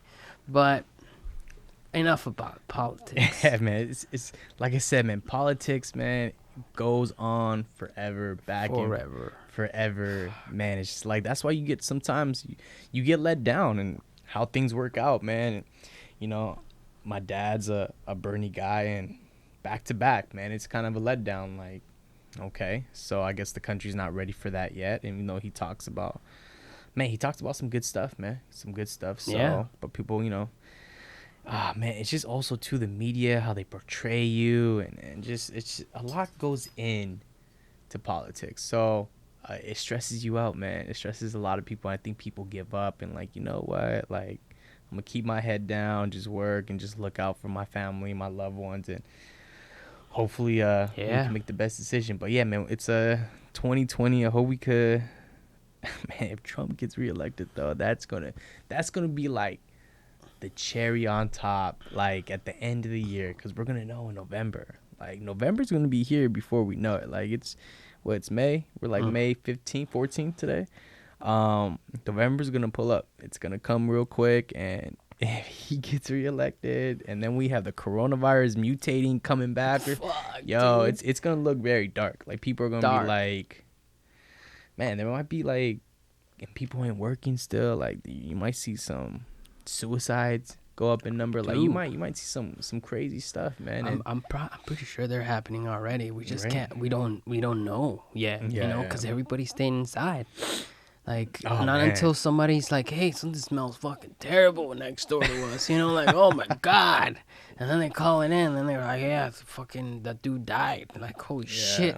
Like, that's happening. That's happened before, you know what I mean? Like, people die all the time. I mean, yeah. But now it's more pervasive because of this whole virus. And it's hard to look at, you know, like, they're even saying, like, there's probably not going to be more sports. Like, what do you think about that? Man, like, sport, like being in sport, like going to the stadiums and sitting down and watching it and all. Yeah. Like, what do you think about that? Man, so I'm big on sports, man. I don't know if you know this, but I work for the Kings, the Los Angeles Kings, the hockey team. So yeah, I worked for them, man, for about like 6 months, man. So it was I did sales. My job was like I was selling full season tickets to the rich people in the box. So we would like take them to a skybox, and I would, you know, pitch them like, hey, you could use these seats for yourself, family members, and clients, you know. So I would pitch them, take them on a tour, Staples Center. So, man, I was in Staples Center a lot, and good times, fun, great organization. So yeah, man, I'm a big sports guy. I'm a big football guy, big basketball guy. So I love the LA teams, you know. It's funny because I'm a Laker guy and my brother's a Clipper fan. Oof. So like we go at it. Yeah, you know? I bet. But I'm a Raider fan and my brother's a Seahawk fan. So it's funny. But yeah, man. So okay, the thing with sports, man. So there's talks that baseball's coming back in July, right? They're right. trying to have that come back. No people in the stadium. Mm-hmm. You know, they're saying basketball is gonna have a decision where they're gonna go to like Orlando or Disney World and just have all the teams stay there on campus, and they're just gonna play all the games in Orlando. So no one has to do no traveling, no planes like that. They just have to get there, and they're just gonna stay there until they all play the game. So that's gonna be a trip. For the NFL looks like they're gonna continue. You know, they had the draft last month. The schedule just got released. The thing with the NFL, man, there's a lot of money involved with that. And we have 2 new stadiums opening up. One is a Raider stadium in Las Vegas. Like, that baby's almost done. You know, I've been seeing pictures. it looks cool, man. They call it the Death Star. So, and then we got the stadium in LA right here, not too far from here, Inglewood. The two teams, the Rams and the Chargers, are gonna play. So we have two new stadiums opening up. Do I see football continuing? I think so. I think people are gonna want to go see their team play. I think they're gonna have to check temperatures. I think they're gonna have to cut capacity. I think you can't be sitting next to people. You have to be 3 seats away or a row. Like, I think they're gonna do modifications for the NFL. But yeah, man, it sucks because it's like sports is culture. Like, it's like you grew up watching it. I grew up playing it, so it's a part of your life. You know, like you're ride or die for your team. You know, and sports takes you away from your reality. It's almost like an escape from all the other BS that goes on in your life, and you can just focus on that, have a good time, watch it with your friends and family on a Sunday, or have a barbecue. It's a really good activity. But I hope football comes back, man. But it's just you're gonna run the risk of spreading it, you know. So I'm all for, like, if they want to play games with no one in the stands, like, hey, I'll still watch it from my house. You know, we can still like, why not? You know, so or just cut capacity, have only a few people in there. You know, but yeah, man, we'll see. It's such a, like I said, slippery slope, because NBA season was so intense. Me and my brother, like, we for sure thought we were gonna meet in the Western Conference Finals, so that we're excited for that, you know. But we'll see, man. It's just sad, and a lot of people lost their jobs that work at stadiums and do that. So, because we know the players are good, you know, they obviously have a lot of, you know, they're good. They'll be good for a while, but man, it's sad. It's unprecedented, because we will always remember this time. Like, do you remember that year, 2020, when Kobe Bryant passed? Dude. And that hit me, because I'm a huge Kobe fan. Man, I met Kobe 2 years ago at a shift at Chateau. I don't know if you ever worked at Chateau. You remember Chateau? Yeah. Man, I've met so many people at Chateau, man. I've met some Kardashians. Oh, man, like Vin Diesel. So many people. I met Leonardo DiCaprio at Chateau. But I won't forget. So the 3 top people I have met at a shift doing valet, that I kind of got starstruck. That was like, okay, that's like, yeah, that was kind of like, you know, like, because some people like, okay, cool, like, oh, there they are walking, oh, it's cool to see them in real life. But the 3 people that I got starstruck, I'll do 3 to 1. So number 3 was Leonardo DiCaprio. That was nice. Man, to me, he's the GOAT. He's the best to do it in our time. Like, he is that actor that's like, whoa. When you go see one of those movies, you're expecting a great acting, a great role. Everything's just gonna be great depending on the director, you know. Wolf of Wall Street's one of my favorite movies that he did. Yeah, like, that's a great movie, man. Wolf of Wall Street. Oh my God. Once Upon a Time in Hollywood. Yeah, that shit killed, dude. I don't. Some people didn't like it. I loved it though. I thought it was great. Brad Pitt killed it. Man, I love his dog. Right? That Pitt, right? Yeah, that Pitt. So Leonardo DiCaprio. Second individual was probably Drake. When I met Drake at a Chateau, and he's tall. Like, so that was kind of like, yo, he's actually kind of a big dude, you know. He's about like 6'2". And the first guy that I really got starstruck was like Kobe Bryant. And you meet Kobe because, you know, I'm a LA kid. Been watching him all my life. He's basically like my Jordan. You know, because I'm more of the Kobe era than the Jordan era. But yeah, man, when you meet Kobe and I got to shake his hand, like, that was just so cool, man. Like, such a cool moment. Even got to like crack a joke. But yeah, man, that was tough, man. Kobe passed away in a helicopter crash right here in Calabasas, going on a Sunday morning, going with his daughter. It was a foggy day, though. But do you remember that whole week was kind of foggy, too? Like, it was kind of like, I was in the west side a lot, so it's like, man, it was like foggy at night. But yeah, man, waking up to that, and I remember I was actually just in a meeting with a friend in Culver City, and then one of my good friends called me, and he told me, I'm like, nah, man, stop playing, like, don't. I'm in a meeting, man. Like, let me get back to this, and he's like, no, man, for real, you need to check with TMZ, because TMZ dropped it. So hung up, checked it out, and I was like, oh, dude, like what?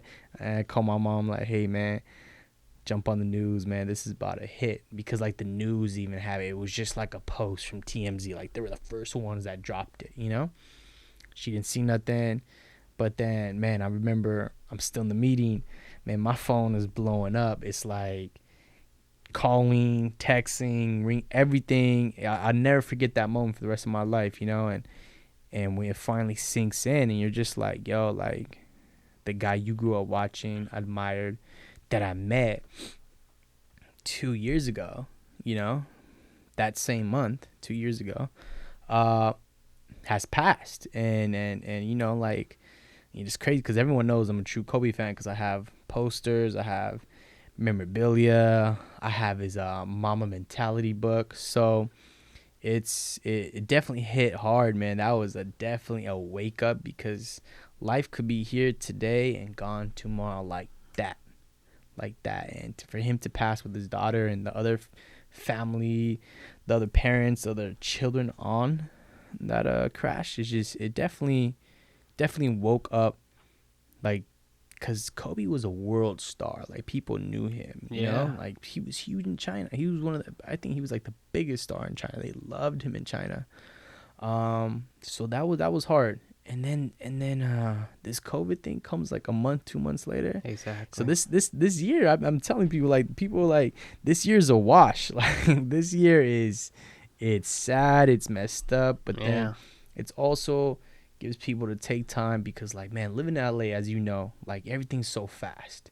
Like, life moves fast. Like, I talk about it with people that move here and that didn't grow up here, and I'm like, hey, man, like, what do you guys think? Oh, we love it. It's always warm, nice weather, it's cool, but like, life moves very fast. And like, man, the days go like this, and everyone in LA is always so busy trying to get places. Everyone has like 2-3 jobs. Everyone has like their main job, a side hustle, which is great, man. You're very productive and you're grinding out here, and that's why I think people want to come out here to LA, because they want to be a part of the culture. They want to be a part of the vibe. They like how people are motivated to do better and to have more, you know, to do more for themselves. So versus other parts of the country where it's a lot more chill and it's a different type of lifestyle. Out here, you know, like, I feel like we're hustling all the time, you know. Like, you have this, you do this, and you this on the side, and I do this on Sundays. Like, it's a different type of mentality when you live out here in Cali and you live out here in LA, where you're always grinding. So yeah, man, it's just so the whole year, man, it's been tough with the Kobe thing and now the COVID. And so, like I said, it's cool because you could take a step back. What's really important? Where am I going? What do I really want to do in my life? It's giving people time to think, like, hey, what I'm doing, am I really happy doing it? Like, the job I'm at or the career I'm at, like, now that I have time at home to think, be with my family, like, should I not give up or just pivot in a new direction? Like, I'm cool, but I'm like, I feel like I could be doing something more. I feel like I could be in this industry. I want to try something new. So I feel like people are getting time to, like, okay, well, I like this, it pays the bills, but I'm not really happy at what I'm doing. And I feel like a lot of people do a lot of things just because of security, just because, you know, pays the bills, brings food on the table, which is all great. That's really awesome. But it's different when you really love what you do, because then you don't feel like you're working. You feel like you're just, you wake up, you do your thing, you're making change, you're helping people, you're getting stuff done, you know? Like, it's like, oh, dang, it's already 6 o'clock. Like, I've been there, man. I'm like, man, what time is it? 5:30. Oh, man, I can't wait to get out. 5 o'clock, you know, Friday, the happy hour. I can't wait for the weekend. If you're always thinking like that, man, there's something that you're doing at your job with that time is not valuable to you, because the only thing in life you don't get back is time. Exactly. That's the only thing in life you don't get back. You could get a lot of other things back in life, you know what I'm saying? But like, it's once time is gone, it's done.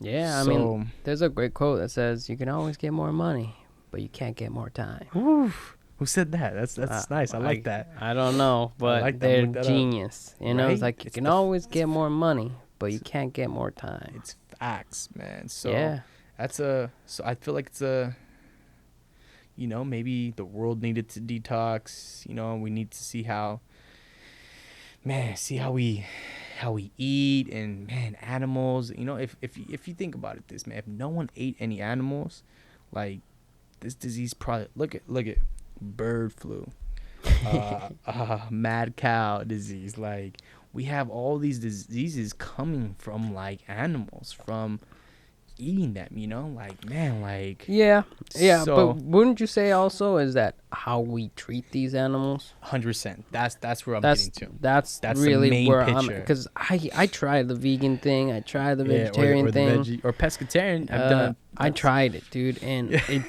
the meat, chicken, steak. You're addicted. I'm telling you. What do you like better, chicken or steak? What tastes better to you? Bro, I can't eat chicken all the time. I need my steak. You know, chicken's perfect amount of protein, but not that much fat. But steak, in the process of making it, it feels like you're crafting something incredible. You know what I mean? Like when you're grilling it. Okay. Yeah. So like, I do agree with you about how we abuse this planet and we abuse ourselves in return. Yeah. And I feel like it's just how we're handling it. It feels like that's how we're not educated on what the best way in which to operate, you know, like the only I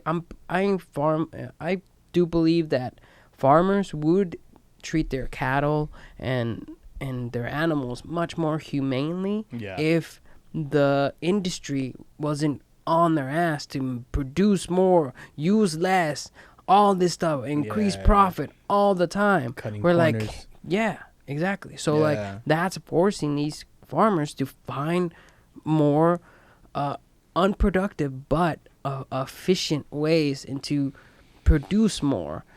I mean, you ever seen any freaking like food documentary on how they make the dude? Yeah, it gets kind of like Food Inc. I saw Food Inc. the other day, and dude, it's so sad. It's sad, man. It makes you not want to eat meat for a few days. You know, I didn't, you know what I mean? I fasted, in fact. Like I'm not gonna eat shit, you know what I mean? Yeah. But like, it really, I mean, like Joe Rogan said this the other day. I listen a lot of Joe Rogan. Nice. But he said like the United States is only like 300 years old, dude.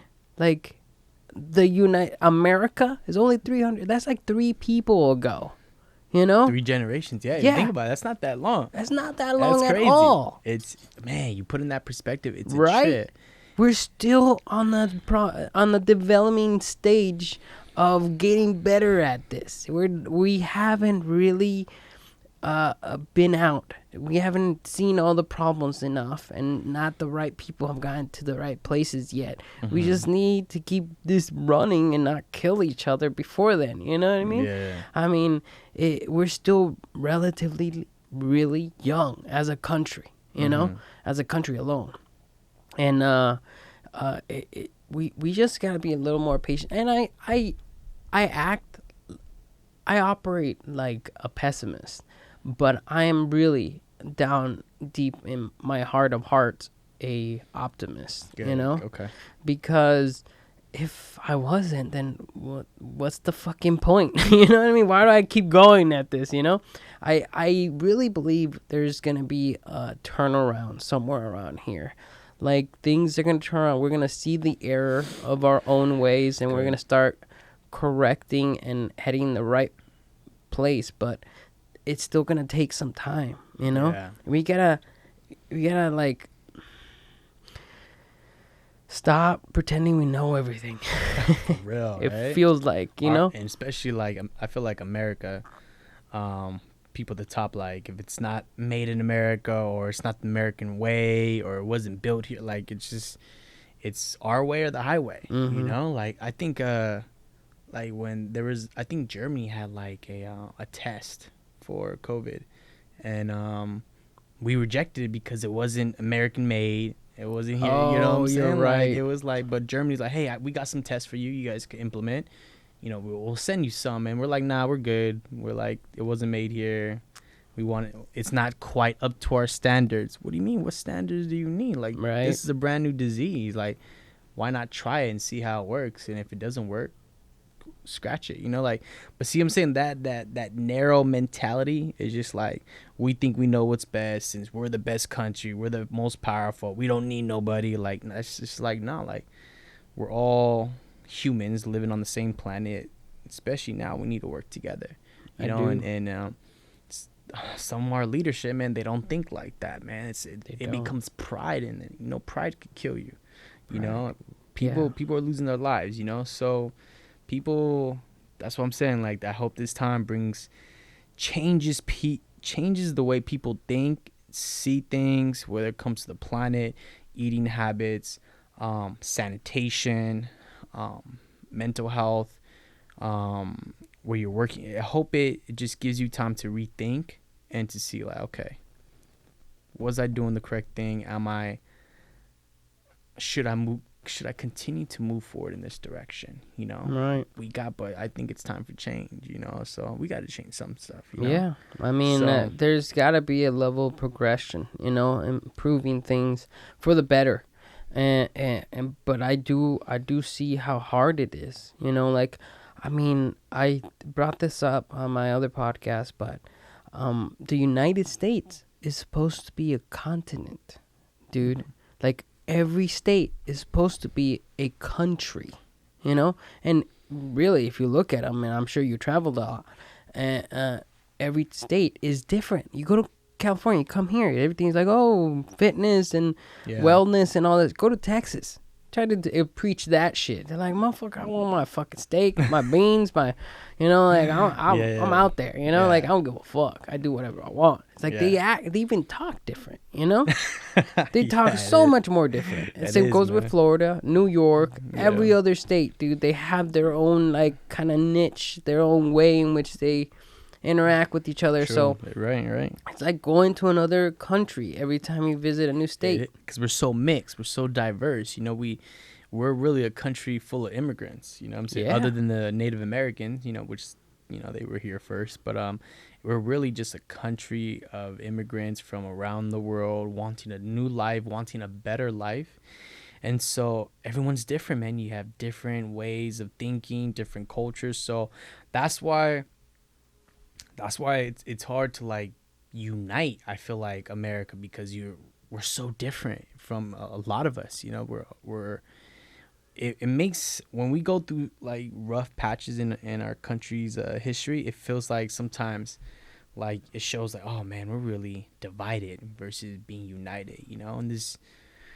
And man, during this presidency, you see two sides, man. You see different people preaching different things. And you know, like, you have the OC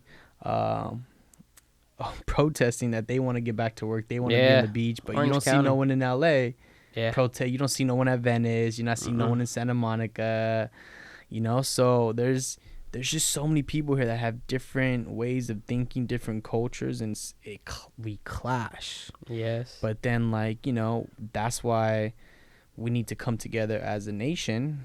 Like we did for, like, 9/11, you know. 9/11 was, I remember a time when I was really young, but it was a time where, like, New Yorkers especially came together, no matter your ethnicity, your status, where you live. Like, you know, you need hope, you know, here's hope, you know. So we need that again. We need that now.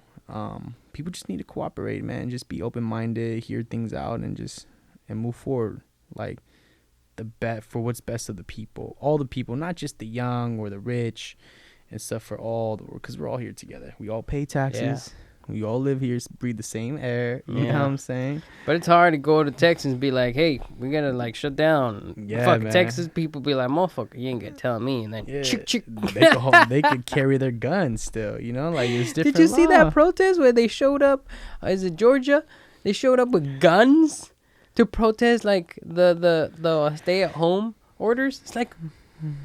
It's crazy. They could carry. How they could carry out there. It's the South, man. South is crazy. It really is. South is badass, man. Like, hey, they got. Hey, I drove through the South. Texas is cool. Been to Austin. Austin got great. If you like barbecue, man, Austin is a great place. To Austin. Yeah, Austin's badass, man. Yeah, it's no, I like Texas. Yeah. No doubt. I like Florida. I like New York. I like all of them, really. Yeah. I like that they're different too. It's different. So different, though. You know, like if I went to Texas and I just saw more of California, I'd be like, what the fuck, it's not a different place. You know what I mean? Mm-hmm. But also, like, it's hard to get everybody on the same page.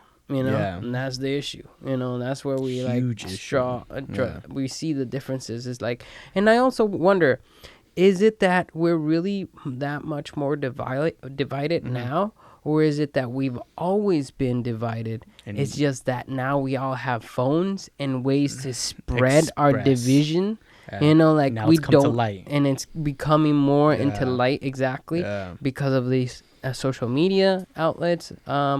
You know, just putting yourself in front of Congress or any type of protest, you know, like we're seeing it more because we're actively seeking it and putting it out there, you know? Yeah. Wow.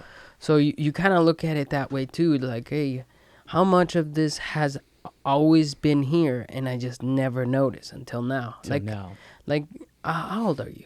Man, I'm 29, man. I'm getting up there. Damn, bro. You're a little youngster. Little youngster right here. Nah, I'm 30, bro. 30? Okay, cool. When did you turn 30? March. Okay, cool. Hey, I'm turning 30 in September. So I'm there with you, man. Fuck, 90s, we gotta do something.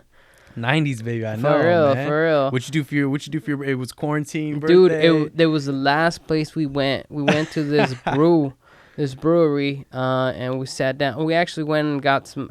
We went and watched a movie. Yeah. And then we went to the brewery. We hanged out. Came home. And when was your birthday? What was the date? The 13th. Oh, so it was right before the shutdown. Friday. You're on the 13th? Exactly. Yeah, it was right before the shutdown. I'm September 13th, so 13th. That's crazy. Like That's what's up. Okay. That's what's up. So we shut down, what, on the 15th or the 16th or something? I think so. That week. Because your birthday was on a Sunday, or was it? I think it was a Friday. Okay, so it was a Friday night, and then that after the weekend. Yep. That week we started. That's where it went down. Wow. And it was crazy because we went to the theaters. It wasn't packed, but there was a lot of people, more than normal, you know what I mean? And then they're like, okay, I know this whole corona thing is happening, but maybe these people don't care, you know? And then we went to the bar, and the fucking bar was packed, dude. It's like, shit, I don't want to be close to people, you know? Like, I want to sit secluded from people, but you can only do so much. Yeah. Had all my buddies there, and we were hanging out, talking and stuff, and then we went home, and then from then on, the shutdown came through, and we're like, shit, dude, we barely got in there. Your birthday was just barely skid in, you know? And now we need to be in here for a while. I miss watching movies, man. That was my brother said, once this thing's all over, he's excited to go watch a movie and eat in a restaurant. Like, I fucking miss restaurants like crazy right now, bro. I love restaurants. What's your go-to? What do you like? Breweries mostly. Okay, breweries. Okay, yeah. Nice. Which ones? Like, there's a couple breweries down in Torrance that I go to. There's also a brewery here, and I think it's called the Ale House right next to SpaceX. Okay. Did you see the SpaceX rocket when you were coming here? Wait. SpaceX? Oh, yeah. SpaceX is down the street from because Hawthorne Airport's right here, right? Exactly. Yeah, got it. Okay. So, right down the street from SpaceX, there's this place called Ale House or Ale Works.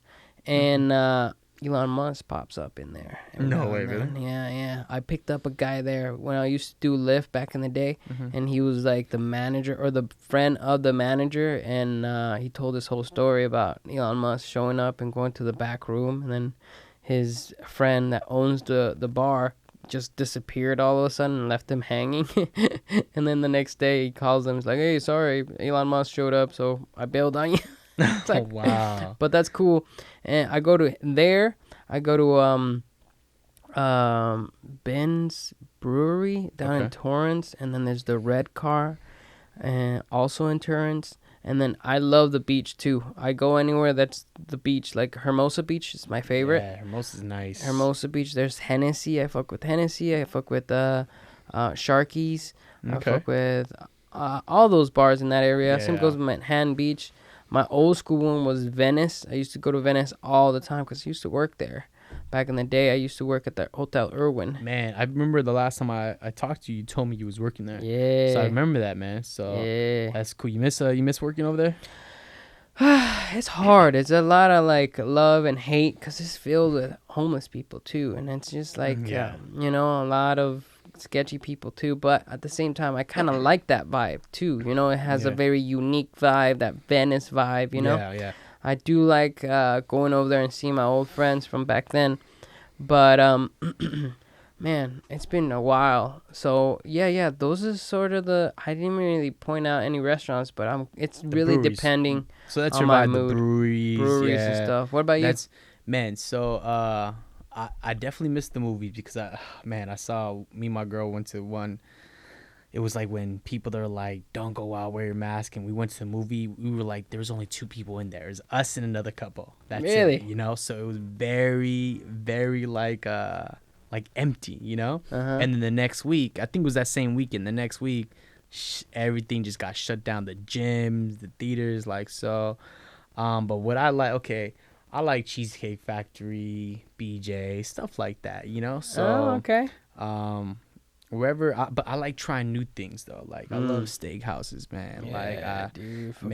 Boa. I love Boa. Boa's a good spot. Ruth Chris. So funny. I went to Ruth Chris for my 29th birthday last year in Pasadena.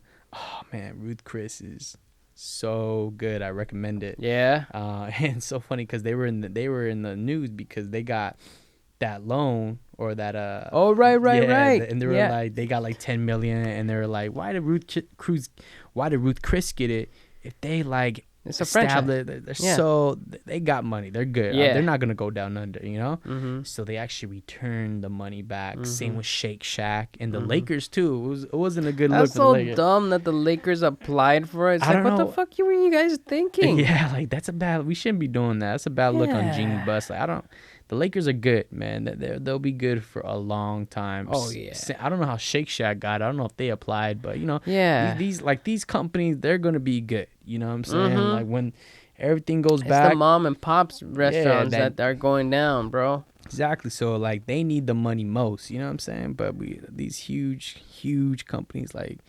Yeah, so, but stuff like that, man, like, I love, like we said, you talk about steak, man, I love a nice steak, man, and and missing that vibe, so, we'll see, man. Newsom said he's going to open up, like, he wants some restaurants open, but it's going to be crazy, because you're going to be, like, 6 feet, your waiter's going to have masks, going to have gloves, so it's going to be, like, a different vibe, like, I don't know, are you going to be rushing back to the breweries, or a restaurant, like, if it opens, like, I think I'm going to be, like, I'm like, peace, bro. I'll still do the Grubhub, the Postmates. I mean, like, unless they find a vaccine and I can see people like, hey, the vaccine is working. It's like the first iPhone. The first iPhone, it was good. It's not like the iPhone 10, You gotta wait for those generations to improve. So once they figure out a vaccine, you gotta wait a little while for them to fix all the nooks and crannies and stuff. So I'm really, really disappointed that I can't go and watch I'm a big UFC guy. MMA. I'm all into MMA. They just came back, dude. They have a fight island. They fought in it's called a fight island, bro. Yeah, dude. That's crazy. Dana White's a fucking savage. That's what that means, so dude. Smart, man. For reals, they're making it happen. Didn't he buy the UFC for like 10 million or something like that? Like dude, it was reports like 10, 50 million. He Dude, bought it. Well, back in the day, and then he sold it to forget their name as these brothers, and now he is just the manager. He's the guy that runs it, but it's owned by a different company. But yeah, he is making things happen. Because when the first shutdown went down, all UFCs were canceled. Yeah. And then 2 months went by, nothing, and they're like, hey, are we gonna have these guys fight? Because there was gonna be a big fight with Khabib and Ferguson, one of the biggest, most legendary guys that had been in the industry forever. Nice, okay. And the crazy thing about this fight is that they call it the cursed fight. Yeah, it's been 4 times they set this up and some freak accident happens and it doesn't play out. What? Yeah. That's crazy. So this was the 4th time that's been cursed. Yeah, well, it was going to be the 5th, and then now it's the 5th time it's been cursed that it's not going to happen because Khabib, he's from Russia, and this whole COVID shit was happening. They were going to ensure that he was going to get tested and not going to be an issue, but he was like, I'm not going to risk it, man. Fuck that. I'm going to have to go through multiple flights to get to the United States and then fly out to this island and do all this shit. Where's the island at? They didn't reveal where it was. Is it in the Caribbean, you think? The probably. Bahamas? Somewhere fucking sweet, probably, That's smart, man. Right? Because that way they know exactly who's there, and it's only the UFC and its organization. So, dude, it was weird watching it too because it was in an arena still, and there was nobody there. There was no people, besides so you saw the people last Saturday? It was on last Saturday. Yeah, right? They came back, man. Yeah, man. So I was like, this is weird, dude. Because not only that, and they broadcast it on pay-per-view, and I saw it, you can hear everything. You can hear the commentators, the freaking punches, the kicks, everything, dude. And you get a whole new sense like, ow. They're fucking hitting each other, They want to kill each other, Like, it really impacts you, like, holy shit, this is happening while the crowd is yelling. You can't hear the punches when the crowd is yelling, but when there's no crowd, dude, you can hear everything. Man, I should have checked it out. Is there going to be another fight soon? Or? Yeah, there's going to be another fight on the 13th, I think. Or the May or no? Or June? June, yeah. Ooh, okay, cool. Yeah. That means boxing should be coming back then too, right? Like, dude, I makes boxing too. But the thing with Vegas is still shut down. Yeah, no. Like, that's like. Well, they're bringing it back up. Certain casinos are trying to open up and shit. Yeah, but like they have chips, everything's cash. Like there's no windows. There's no, like casinos. I'm gonna stay away from the casinos. Oh yeah, I'm not fucking with any casino. Like I'm not fucking with restaurants. I'm not fucking with casinos. Man, but but I'm trying to go to Vegas to see the Raiders play. So the Raiders do they do go on. I might be one of those guys like, hey, I'm gonna be masked up. The city already looks like Raider fans. Everyone looks like a Raider fan because they got the black mask on. So we'll see, man. Man, I don't know, man. When's your prediction about when do you think a vaccine is going to release? When's your prediction, honestly? What are you thinking?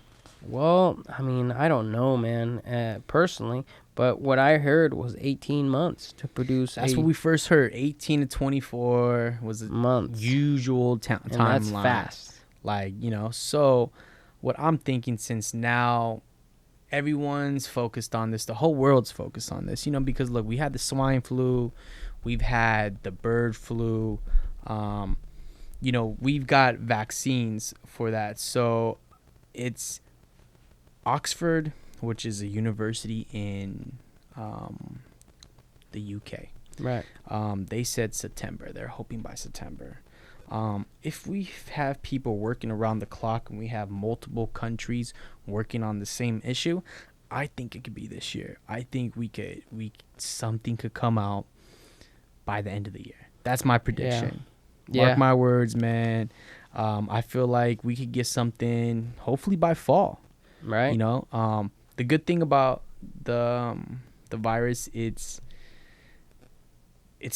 can't thrive in the heat, So it's not doing too well. And the sun, spring now. Summer's around the corner. So that's why I think the numbers are not going crazy. But we still, LA's still dealing with it. I think that's why they just want to be more cautious. Like, hey man, let's shut down summer. It's a wash, fine. But hopefully by August, that we could start opening stuff up. So I hope so. Which is crazy because like, look, that's football season starts in September. So it's like, so I get to watch my game, homie. So it's like I think, man, I'm willing to stay indoors, take precaution till August. If we have to do that as a city, because we might be the only state doing that. Like, okay, cool. Well, let's do it. I believe in our state. I believe in our city. I trust Garcetti. And but yeah, man. So I'm thinking we're gonna have a vaccine by the end of the year. Yeah. Fall. That's my. I hope. I'm hoping September. That would be nice. My birthday month. I'd be like, hey man, my birthday. Like. But then the thing is, once it's out, like, how we're gonna get it to like the whole world? Exactly. So that's like. So it could be out, but it's like, when's it gonna be available? Because the the people at the table, the rich, those are gonna get it first. Hey, come on, like Trump's gonna be like, all right, well, send it over, Yeah. So like, for people that are like us, like, man, it's gonna take a while. So the vaccine could be out, but then when's it gonna be dispersed to the rest of the population? Yeah. How can you do any? I mean, they haven't even done that with testing, dude. Like. Yeah, motherfuckers, testing, how did they fuck that up? Like, yeah, come on, man. Like, if we test everybody and we find out which people are in fact infected, quarantine those for sure, and then everyone else that has pre-existing conditions, and then let everyone else come out, because obviously the economy needs to come back, dude. Yeah, I agree. I want everything to come back to normal, but at the same time, I want to do it smart. And if we're just going to open up for the sake of open up for the economy and not test everybody, that's fucking dumb, dude. That's so dumb. It's so dumb.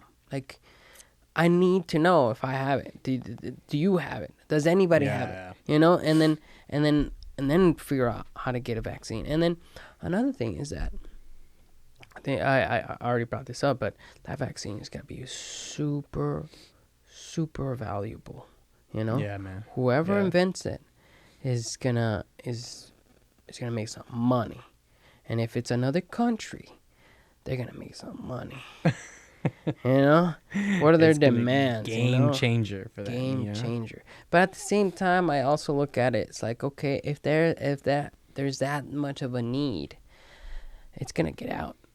People are gonna steal it. People are gonna get a hold of it for sure. You know? I heard yesterday the Chinese were like hacking our servers for like information on us making the vaccines. So it's like, come on, like, damn, like the Chinese already this, no hate on the China. I love China. I love Chinese people. Haven't been there yet. My parents went to Beijing, but it's like, man, we already got the virus from China. Now, like, they're, trying to hack us. It's like, oh, man. So, we'll see, man. It's going to be a game changer for whoever gets the vaccine. But, that's my prediction. I think by the end of the year, we'll have it. But it's a different story when the majority of Americans like us are going to get it, so we're just going to go to the nearest Rite Aid or CVS, and they're just like, boom, have it, Exactly. So, that would be dope. Man, so we'll see, man. Yeah, we'll see.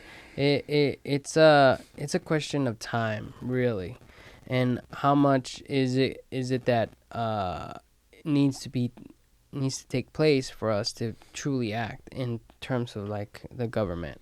But as the people, you look at the people, they want out. They want no more of this staying at home. Some people. There's obviously here in LA, there's a lot of people staying in. But we keep jumping on this coronavirus. I know, man, because it's so everywhere. Everywhere. I know, it sucks. You brought up basketball. Did you watch the not Kobe but Michael Jordan documentary? Bro, every Sunday night, man, I'm like, I wake up and I'm like, oh today's Sunday. Cool. I'm like, oh, tonight's the next 2 episodes. Right. I'm a huge fan of The Last Dance. I love it. Because, like, I didn't really see Jordan. Like, I remember seeing Jordan play when he was at the Wizards. Right. I don't really remember. Maybe a couple games when he was in Chicago because, he retired after his last championship. But he came back in the early 2000s with the Wizards, the Washington Wizards.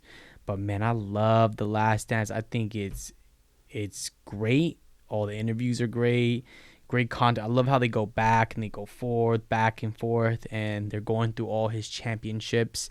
Man, there could be 20 episodes of this. Like, it's kind of sad because, like, this Sunday is the last 2 episodes, and that's it. Yeah, so it's. I haven't seen it yet. You have? Oh man, dude! Tonight, man, watch the first 2 episodes on the ESPN app if you have ESPN. No way, is it? Yeah, on the ESPN Plus? Yeah, it's all that. So, dude, I'm gonna watch it now. Yeah, just watch it. Because I got ESPN. If you got ESPN, yeah, they're on ESPN. And I think Netflix, it's gonna, when it's all done, it's gonna release on Netflix so people can just like binge it, whatever. For sure.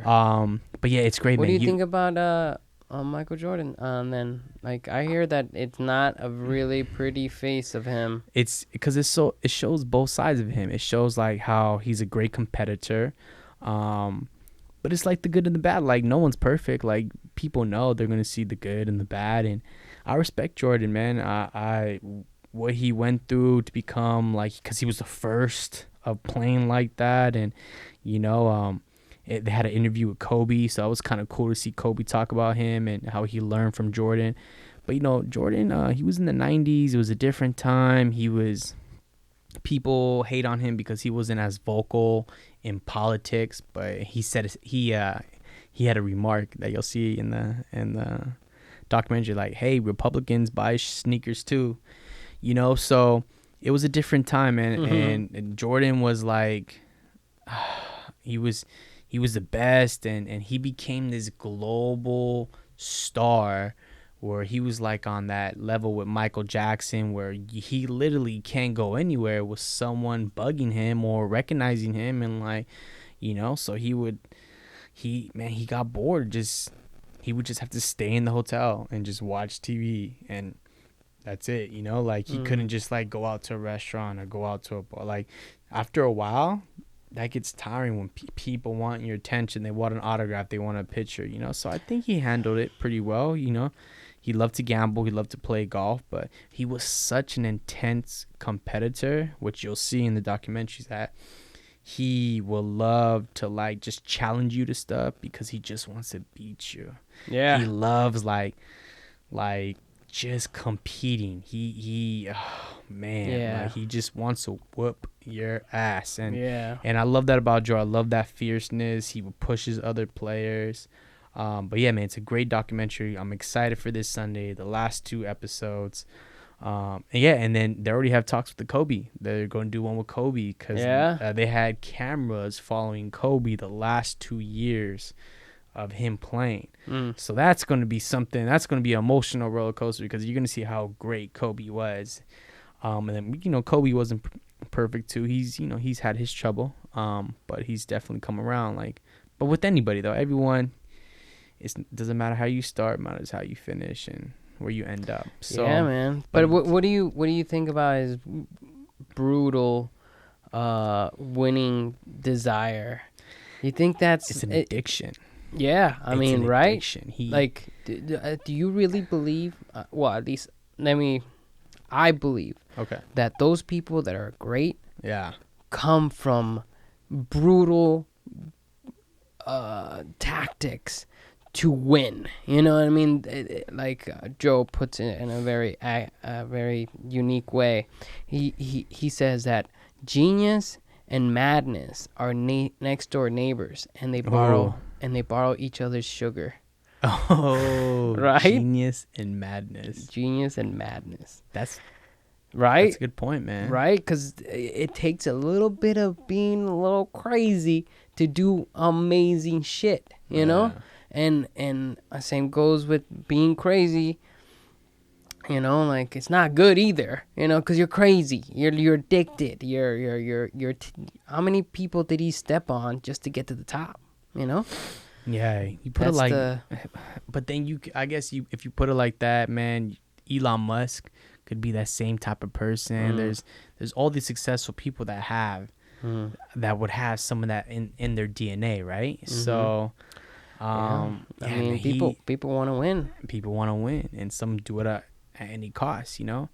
But with Jordan, man, you could tell he put the work in but he was close to his father. You'll see that too. Like, you know, his father was like his mentor, and he looked up to him a lot.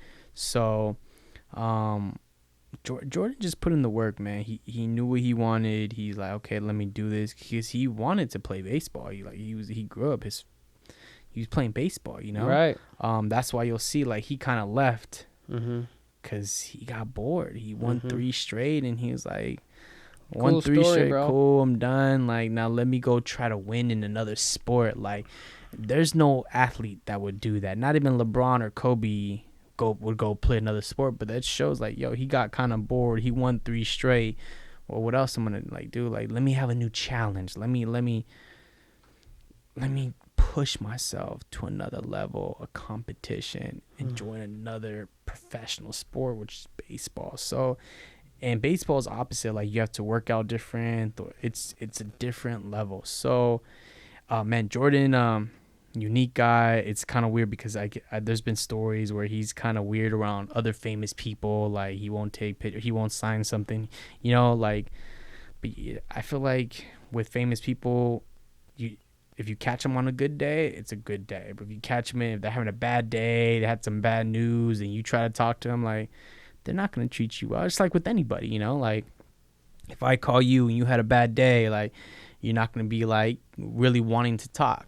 That's with anyone in human life, you know. Like, but the fans, the fanatics, the people, like, you got to understand that. Like, try to like see it from their point of view.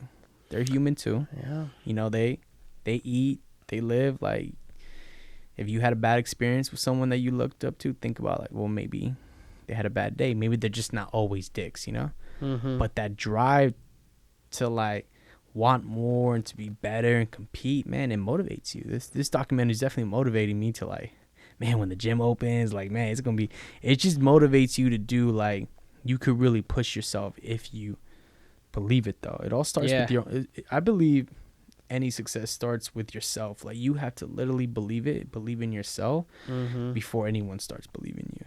Yeah, I mean, I say this all the time, is if you can't go far on your own, you'll never go far in a group. Yeah. You know, like, was that you? Oh, my, I don't know. Yeah, bro, my Apple Watch talks to me sometimes. For real? Yeah, it'll it's just, like, hey, yeah, drink water, go pee. It'll just like, when I'm saying something, look up something, it'll like talk, you know? Real? But you heard it, right? Yeah, like, I heard that. Yeah. What? Is that my phone?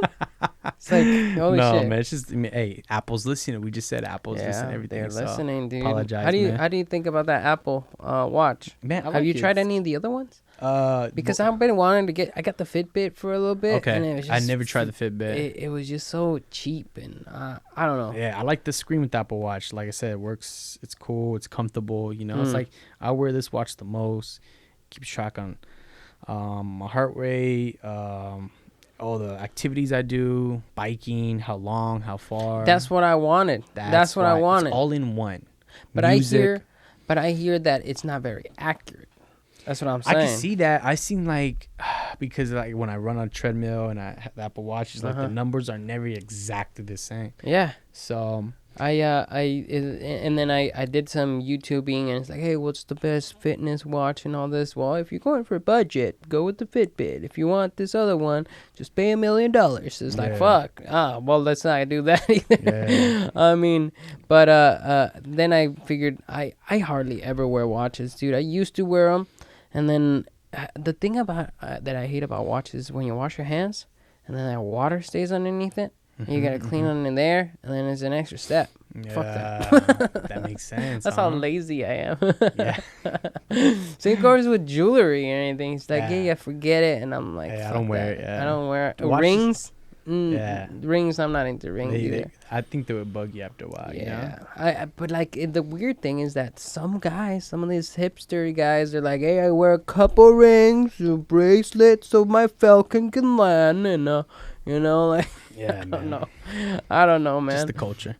It is the culture, and it changes faster than ever before. I feel like I don't know if it's gotta be the internet. I think it is. As soon as the internet, it's amazing how the internet just blew everything away. Like even people in these third world countries, these people are picking up dirt and living off of freaking dirt houses and everything.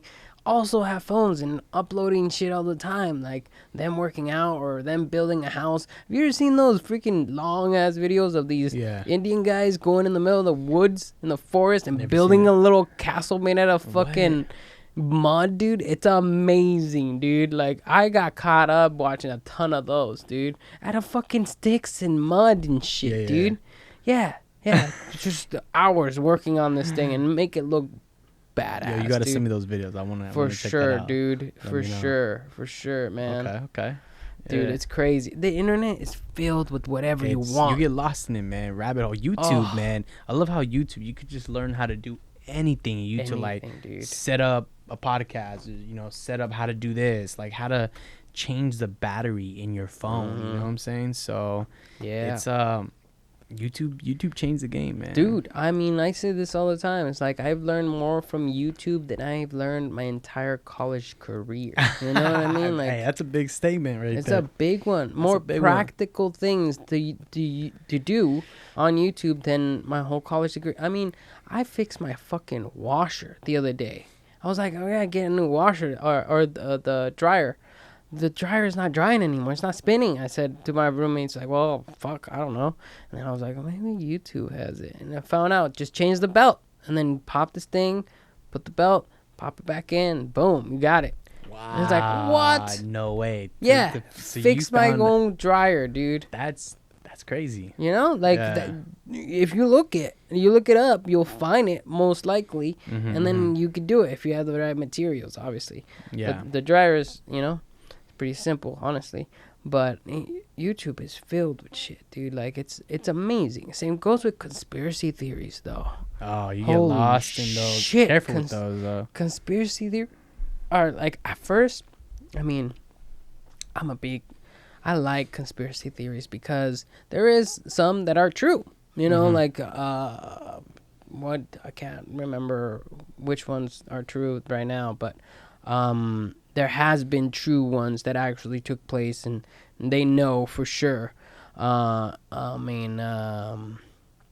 then there's those ones that are freaking right out the freaking left field. We're like, what the hell are you talking about? Yeah, it's crazy, right? Yep. And those get, flat Earth.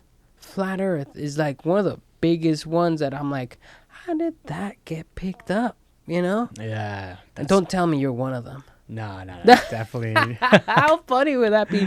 Like, dude, if you look at the fucking Earth planet, if it was flat, it makes, dude. Yeah, I think Kyrie Irving is that one guy. I think that comes to my mind that he believes the Earth was flat, but it just makes so much more logical sense. But like, the thing I don't get about them is that the Earth is flat, but the moon and the sun are round.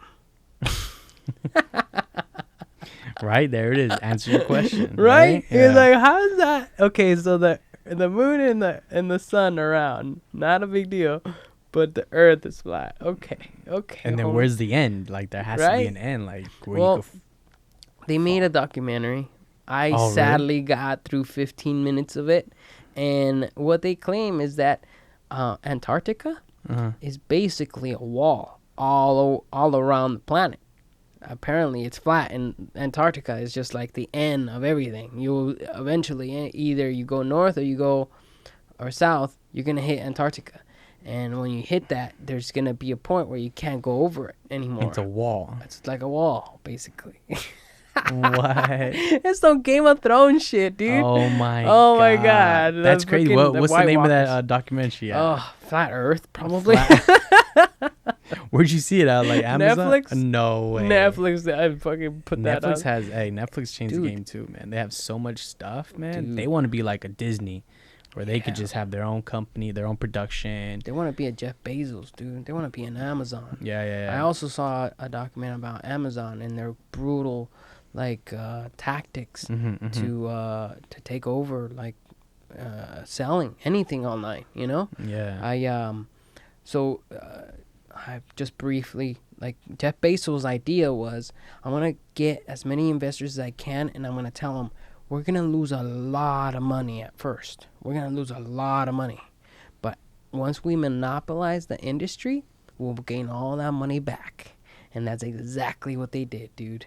They lost tons of money. To give the customer satisfaction to the level that Amazon's got it to, they must have lost a ton of money, dude.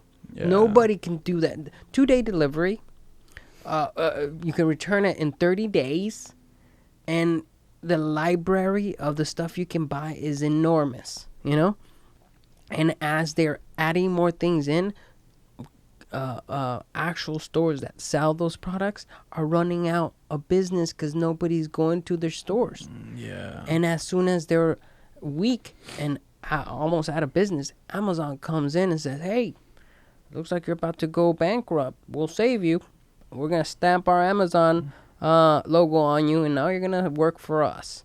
And then that they slowly spread, dude. They took out the book industry. They sold. Wiped it out, dude. Yeah, like, because Amazon sold books first. Exactly. Yeah, man. Exactly. You know? It's just how the market is as capitalism. I mean, you go to Walgreens and you look at the shelves and stuff. There's always a Walgreens brand. Like Walgreens is trying to do it too. You know, they're trying to sell their own product because it's cheaper for them to make their own brand than to hold someone else's brand, and then they get a small piece, and then that brand gets the most of the piece. It's like. You know, like yeah, Amazon changed the game. That Prime, I got that Prime. Me too, bro. So it can't do it without. It works. It works, and you get the Prime Video. I think you even get music with it too. Yeah, I have Apple Music, so I don't fuck with music on there, but it's cool. But cool, yeah, man, Amazon, man, changed the e-commerce is huge now. E-commerce is whoever's betting on e-commerce is coming up right now. So yeah. Some good stuff, man. Yeah, Amazon saving us right now.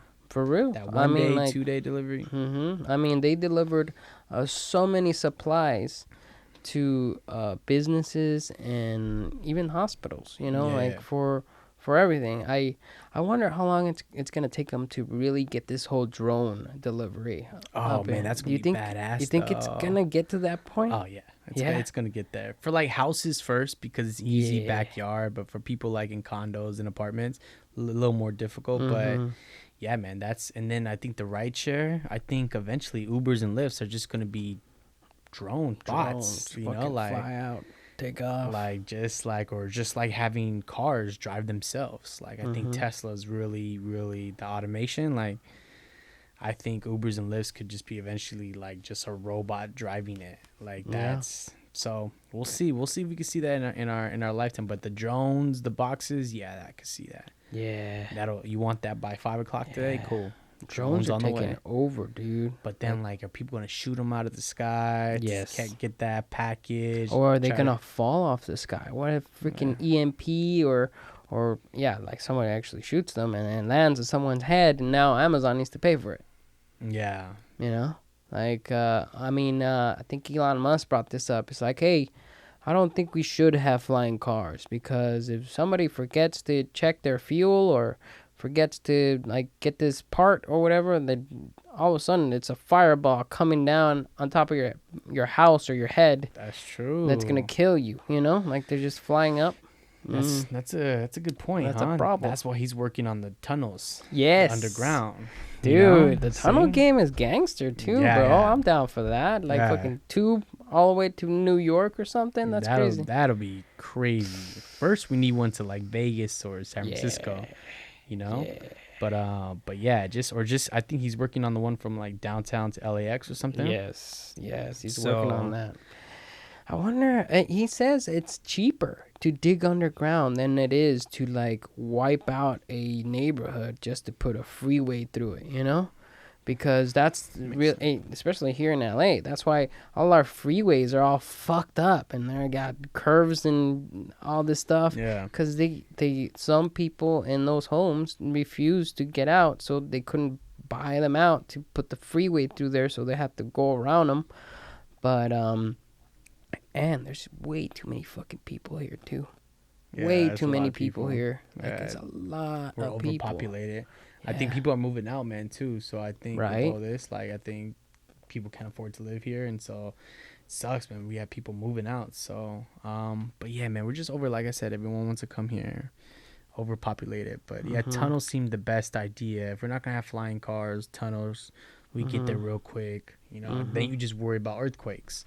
You know, like stuff like that. You know, you don't want to get trapped under there and then you can't get out. You know. Yeah, I think he invented something to work around that. I think he invented something like a tube within a tube. You know? Oh, damn. Like with springs outside in fucking case it moves and shit. I don't know. Damn. Right? He's thought of all the fucking He's things. everything. Yeah, huh? he's thinking about it. He's like, hey, I know we got these issues. How can we fix it? Well, we could put a spring in there. That guy's trip. That guy's a trip, man. He's trying to take us to Mars, dude. Yeah, he's gonna be the first guy, right? Mars, bro. He wants to have a Tesla. In 10 years, he says. Fuck that, dude. I'm not going to Mars. You wouldn't go? Nah. You're going to die for sure out there, dude. Like, there's no coming back. It's like, oh, that was crazy. Look at my pictures. Nah. You're going to die out there, dude. I do want to go to space, though. I want to see. I know. Yeah, space sounds dope. What's the guy who owns Virgin Atlantic? Right. The said, white dude, the older white dude. He was trying to say, like, I could start taking people there just for like an hour or something. Right. And then come back down. But that's like expensive as hell, you know? Hells yeah. Like they were saying $1 million a ticket or something, or something like. Yeah, because the fuel, dude, the fuel to just get up to the tippy top and just hang and then come back down is so much. Yeah, so that's something I would do. I'd love to go to space, like just float. I just want to float. You see how like astronauts just float, just to see what it zero feels. Gravity, Zero gravity, that'd be dude. Amazing. So that's something. If I could do, that'd be cool. You know? Isn't that weird too? Like we have gravity on the planet, but if you go far enough, you just start floating. And like flying. Yeah, like hopefully you're close to something, because if you're not, I hear that's a big problem. If you're not in momentum and you just go into zero space, you can't like stretch and start like you do in water, like push yourself through the water and get to somewhere. If you're in space and you move around, you're not going anywhere. If you're like in zero hovering space, you better get a rope or a buddy to get to you, because you're not gonna move anywhere. You're just floating. You're gonna be floating there in zero space. Ugh, man. But it does seem very appealing to just be like, whoa, like you're floating around and shit. Yes, I hear that gravity has a lot to do with how our anatomy works, like our bones, how strong our bones are. Like if you look at people that have been in the space station for a couple months, they come back really weak because they're not using any of their muscles. You know? Oh man, that's a trip. Okay. Yeah, they have to be working out most of the day to just maintain their muscular ability. And when they come back, just the gravity of Earth is just weighing down on them. They can't even really move, you know? Yeah. And it makes me think, it's like, okay, how are we going to look if we go to Mars and shit, and we don't figure out some way to stimulate gravity? Are we going to be a bunch of slush? You ever seen Wall-E? Yes, that's people sleep on that show. Wall-E's a good show. The man. movie? The movie, yeah. My bad. People sleep on Wall-E. I think that's one of my favorite Pixar movies, man. Right? Yeah, it's a good one. Yeah, we're all in the space station, hovering there until the planet has been cured by these robots. Meanwhile, we're a bunch of fat flob. Yeah, that's just going around in their carts, watching TV all the time. Yeah. Jesus. Sad, huh? That's scary. Right? I gotta watch that fucking movie again now, right? It's Disney Plus, man. Jump on it. A dude already got that shit, dude. You like it? You know why I got it? is because I was paying for ESPN and I was paying for Hulu. Okay, so And you I got the was like, bundle. exactly. Got the I was bundle. like, why am I paying for both of these when I can get a third one? Just pay for that one. Yeah. You It was know? like $15 a month. Yeah. Yeah, see, solid. Solid, dude. Solid. ESPN Plus, my fave. Who? Oh, you ESPN. Love, oh, you love the ESPN Plus? ESPN. That's why I watch all my fights, dude. Okay, cool. So they it's put 'em on perfect there. for you then. It's perfect. Yeah. I mean, all the other sports too. I used Boxing. to watch Detail with Kobe. Yeah, Oh, really? Yeah, I did. I watched a couple of that where he talks about someone's game, and so Oh. yeah, if you're a basketball player, you need to watch like Detail. Like that'll just Yeah. give you. You'll learn so much just how people play the positions that they do, and he analyzes different players in the NBA that's playing currently. So, yeah, man, is ESPN Plus. Hulu's great for TV shows, man. They got like every TV show. I just finished Atlanta. That was great. Dude, I haven't gone onto the Atlanta game, bro. Oh, you got to. It's It's fucking trip sometimes. It's one of the trippiest shows.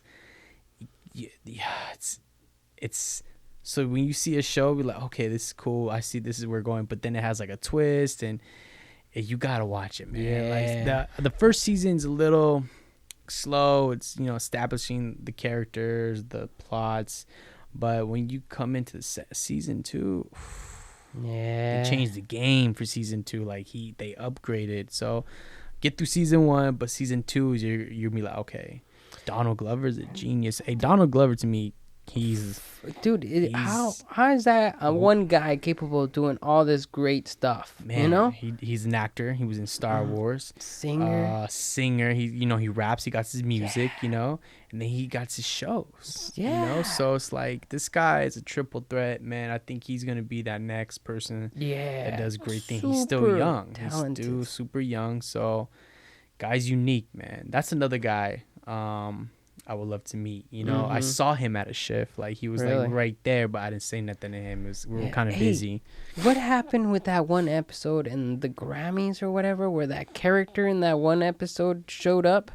Oh, how did that play out? I heard about that. I didn't see that was at the Grammys because I'm gonna look that up on YouTube later today. Dude, we can look it up right now. Teddy Perkins, I think. Teddy Perkins, right? Yeah. And that character is a trip, bro. Yeah. That character is a trip. So like he was at the Grammys, but also Donald Glover was there too. So Donald Glover was the character in the episode. Exactly. So you know about that already. You know. That's what I heard. But then there was a picture of him with this character. Yeah, it was someone else played him or something. Right? Yeah. What was that name again? Teddy Perkins. Perkins.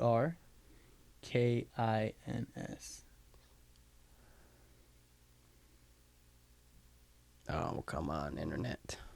But isn't that weird? Doesn't it look weird though? Like the character with his face and the eyes. It's scary, bro. It's so scary. You gotta see that episode. That's why. That's what I'm saying. So when you watch the whole season and then get to season 2, I think Teddy Perkins is episode 5. It's in the middle of the season.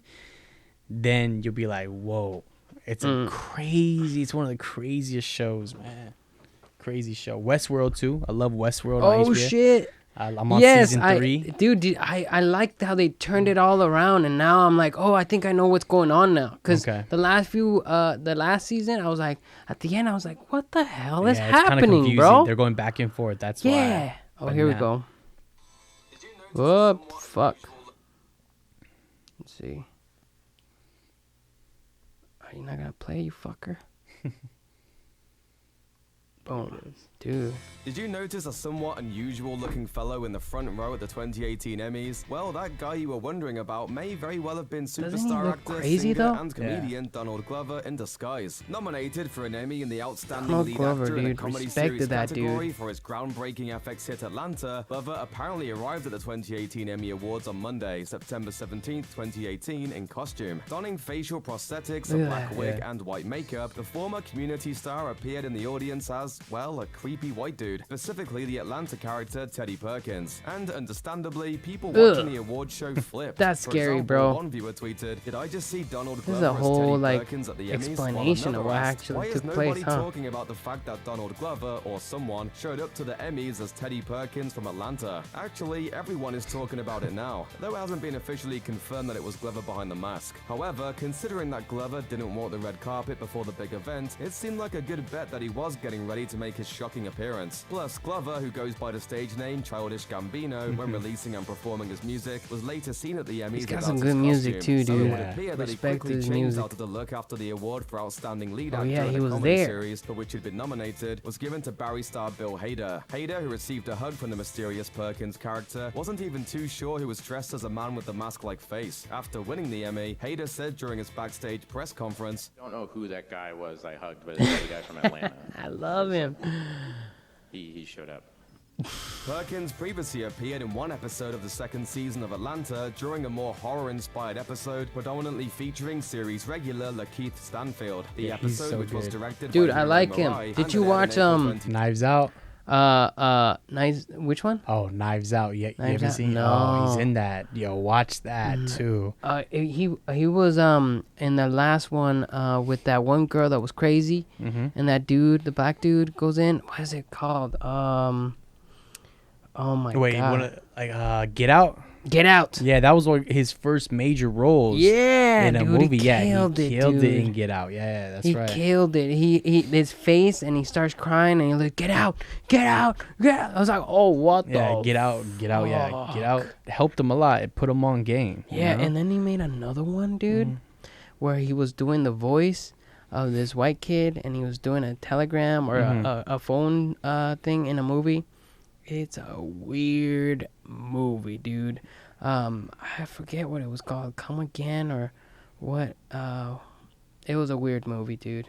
Did you want to finish this? Yeah, let's see. has This been praised as one of the most innovative episodes of the FX series. Though the Perkins character was originally left uncredited, it was soon revealed that Glover had portrayed him. Actor Derek Haywood, who played Perkins' brother Benny Hope in the episode, later told Vulture that he had no idea that Glover was underneath all that makeup when they filmed their scenes together. "I was on set and a director called Teddy to come over and said, 'Let's see what Teddy thinks.' I'm like, okay, who is this Teddy guy and why is his opinion so important? Because I had never heard of the guy before. Later, going through and watching, when I say this guy was in character the whole time on set, it was just amazing the commitment he brought to the character. Stanfield, who some theorize may have actually been behind the mask at the Emmys rather than Glover, also revealed that he was creeped out the whole time while filming the Teddy Perkins episode, noting that he had no clue that Glover was playing the titular role. He told Entertainment Weekly in June 2018, "I had no idea what was going on and it was very much a trip. The way Darius felt was quite similar to the way I felt, uncomfortable throughout the duration of shooting it." He added that he still wasn't totally sure that Glover played Perkins, as he'd never gotten official confirmation from the Atlanta creator himself. "We imagine the entire filming process was one of the most unusual on-set experiences Haywood and Stanfield have ever had, and maybe Glover too." Glover explained the decision to Entertainment Tonight. You know, I think it's important that things just feel right, so I just wanted it to feel right. I didn't think it was necessary for people to know it was me. While we're happy for Bill Hader for snagging the Emmy for Outstanding Actor, we can't help but wonder what exactly would have happened had Glover won the award. Would he have given his entire acceptance speech in character, speaking in a high-pitched voice? We'll never know. That's a trip. Yeah, That so is that wasn't Donald Glover. You could tell he looks a little different. So I think it was some other guy. Yeah, but yeah, Teddy Donald Glover did so well. Like I'm pretty sure it was him, but for him to stay in character the whole time. That's like I forgot. My brother told me that when actors do that, they stay in character throughout the whole time they shoot, like a movie or something. Like they try to just stay in character so they don't go back and forth.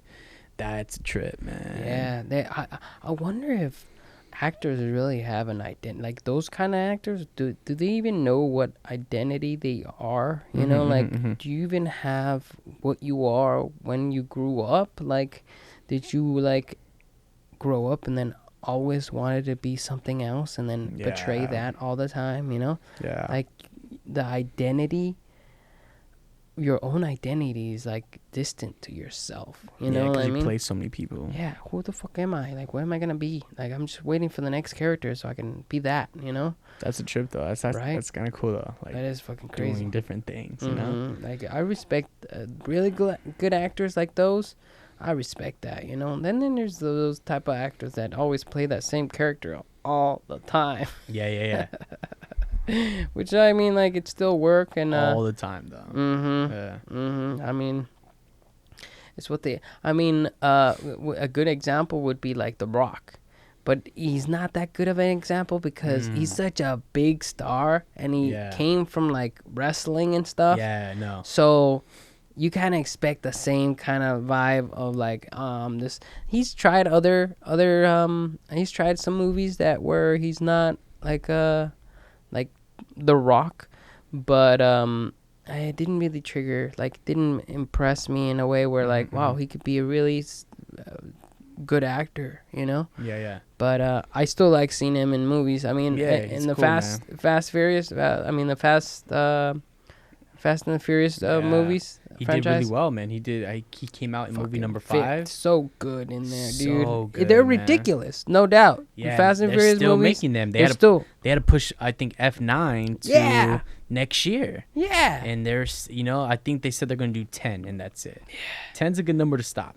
Yeah, we'll see. Yeah. We'll see if that's it because they're making so much cuckoo money off of that I thing. think they're going to go off on other stories and maybe try to bring other new characters. But I think sometimes you just got to stop, like, because I'm a huge fan of the series. I remember watching the first movie in theaters. I even remember the first 2, dude. They blew my mind. I was like, I hope they make more. Like, that shit was so sick. Tokyo Drift came out. Tokyo Drift kind of like, what's going on here? Yeah, it was fun though. I liked it. I still watched cultures. I still watched it. But then F4 came out, and I was like, oh man, they're all back. They're back. F5, 6, and then 7. It started getting corny though. Yeah, it started getting real because they just corny. go outrageous. They just get. It's all about family, dude. Yeah, that's what I like about it though. You do? I like that family, like that. I like the family on the first one, but second one, even the fourth one. The fifth one got good. I like that family because they have one of the guys from in Brazil. One of the guys from the first one, he comes back. Remember? Yeah. So I like that aspect. Like, they're not blood, but they're family. That Paul Walker and Vin Diesel brotherhood, man, dude, I like that. Right? And I felt so bad when he passed, man. Dude, so unfortunate to die in a car. Like, that's like crazy. So everybody felt that one. I mean, he was such a big part of especially the Fast and Furious franchise, like a lot of those fans are like devastated that he was like, I was too, I mean, I liked them, and he was a really good actor too. Like he was a nice guy, from what I heard at least. And it's just how it happened. It's just oof. I mean, same goes with Kobe Bryant, like... Yeah. Unfortunate, bro. Unfortunate, man. So sad, man. But, dude, I really appreciate you coming, man. Hey, man. This was fun, bro. I'm glad you came, and I appreciate that.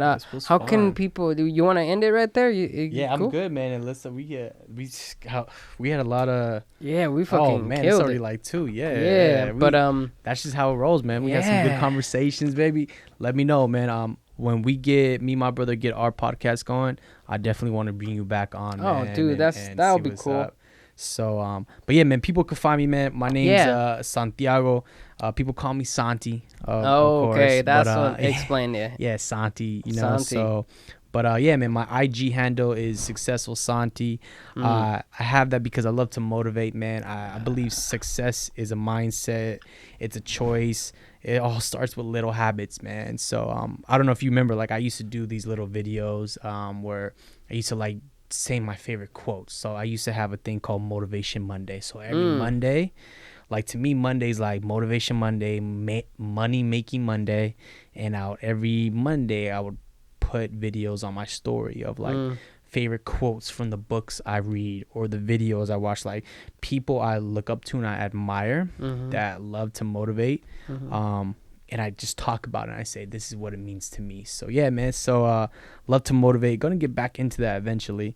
But right now, me and my brother were talking about last night when I where we're doing the other podcast, but it's going to call the bonus room, man. So we're going to talk about everything because we have this extra room in our house that we call the bonus room. So it's pretty cool, man. You're gonna like the vibe. We're going to fix it up, man. So it probably won't be nothing like this. This is too professional right here. I love it. You know, this is the next level for us. But yeah, man.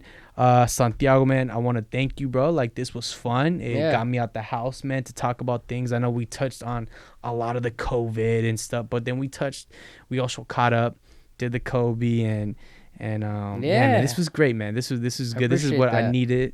And let me know, man, so I could like promote this, man. Oh, so. For sure. I'm gonna let you know. I'm gonna tag you in once I edit it. It's gonna take me quite a bit to get it done because I did 2 other podcasts that I gotta get through edit those and release them, and then I'll tag you in. But before we leave, I like to hear I'm a big quote guy too. I have ones of my own. What's your favorite? What do you live off of? I write a lot of them down. Dude, me too, bro. I got them all my notes, man. Let's hear them. So I'll give you a couple right now. Yeah, give me a couple. Cause I have some. I write everything, even stupid shit. I hear, like, if you go through my notes, it's like one of my first applications here, and then you just go through there and just random stuff along with quotes, along with ideas. But what do you got? So this is what I got, brother. People will forget what you say, forget what you did for them, but people will always remember how you made them feel. So they'll forget what you said, what you did for them, but they'll never forget on how you made them feel. True. That's important. I'll give you one. A couple more, let's say. Oh, I don't have problems, I have puzzles. So when you change your mindset, like, hey man, like, I have this problem, it's a puzzle. You just got to figure out how to solve it to get through it. With anything in life, you have a problem, there's always a way out. You always could go through, you know? Right. So, and then one of my last ones that I love this one. Check this out. I tried to compare my life to an egg. If an egg is broken by the outside force, it ends. If an egg is broken by an inside force, it begins. All great things begin on the inside. That's Jim Quick. Wow. Yeah, I just bought his book too, so I'll start reading that. Yeah, so this is a powerful quote, dude. So, you know, if an egg is broken by the outside, that's an outside force. But if it's broken from an inside force, inside force, it begins to like so you have an egg, right? And then the little, whatever you call the little chicken comes out, you know, right. It begins, you know. But if an egg breaks from, it's an outside force. So it all begins with you. You know, I feel like everything begins with you when you just like, hey, this is the situation I'm in. I got to get through it. I can't just like roll up into a ball and give up. Like, like time to work. Like, as long as I feel like if you're just being at least 1% better than yesterday, every day you wake up is a new moment to like be better.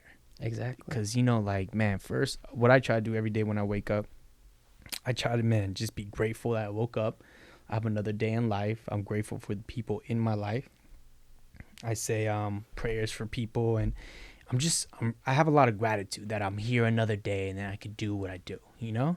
That's beautiful. And every day you wake up, it's a new day to be a better you. So if you're just progressing 1% better, yeah, it's not drastic changes, but over time, if you stay consistent and persistent with just being 1% better than yesterday, 1%, over time, you're gonna see the changes in your life and be like, oh my God, 6 months ago I was here, 3 months ago I was here, a year, you're gonna be like, dang, like I improved. It's because you focused every day you woke up. Just let me be 1% better today.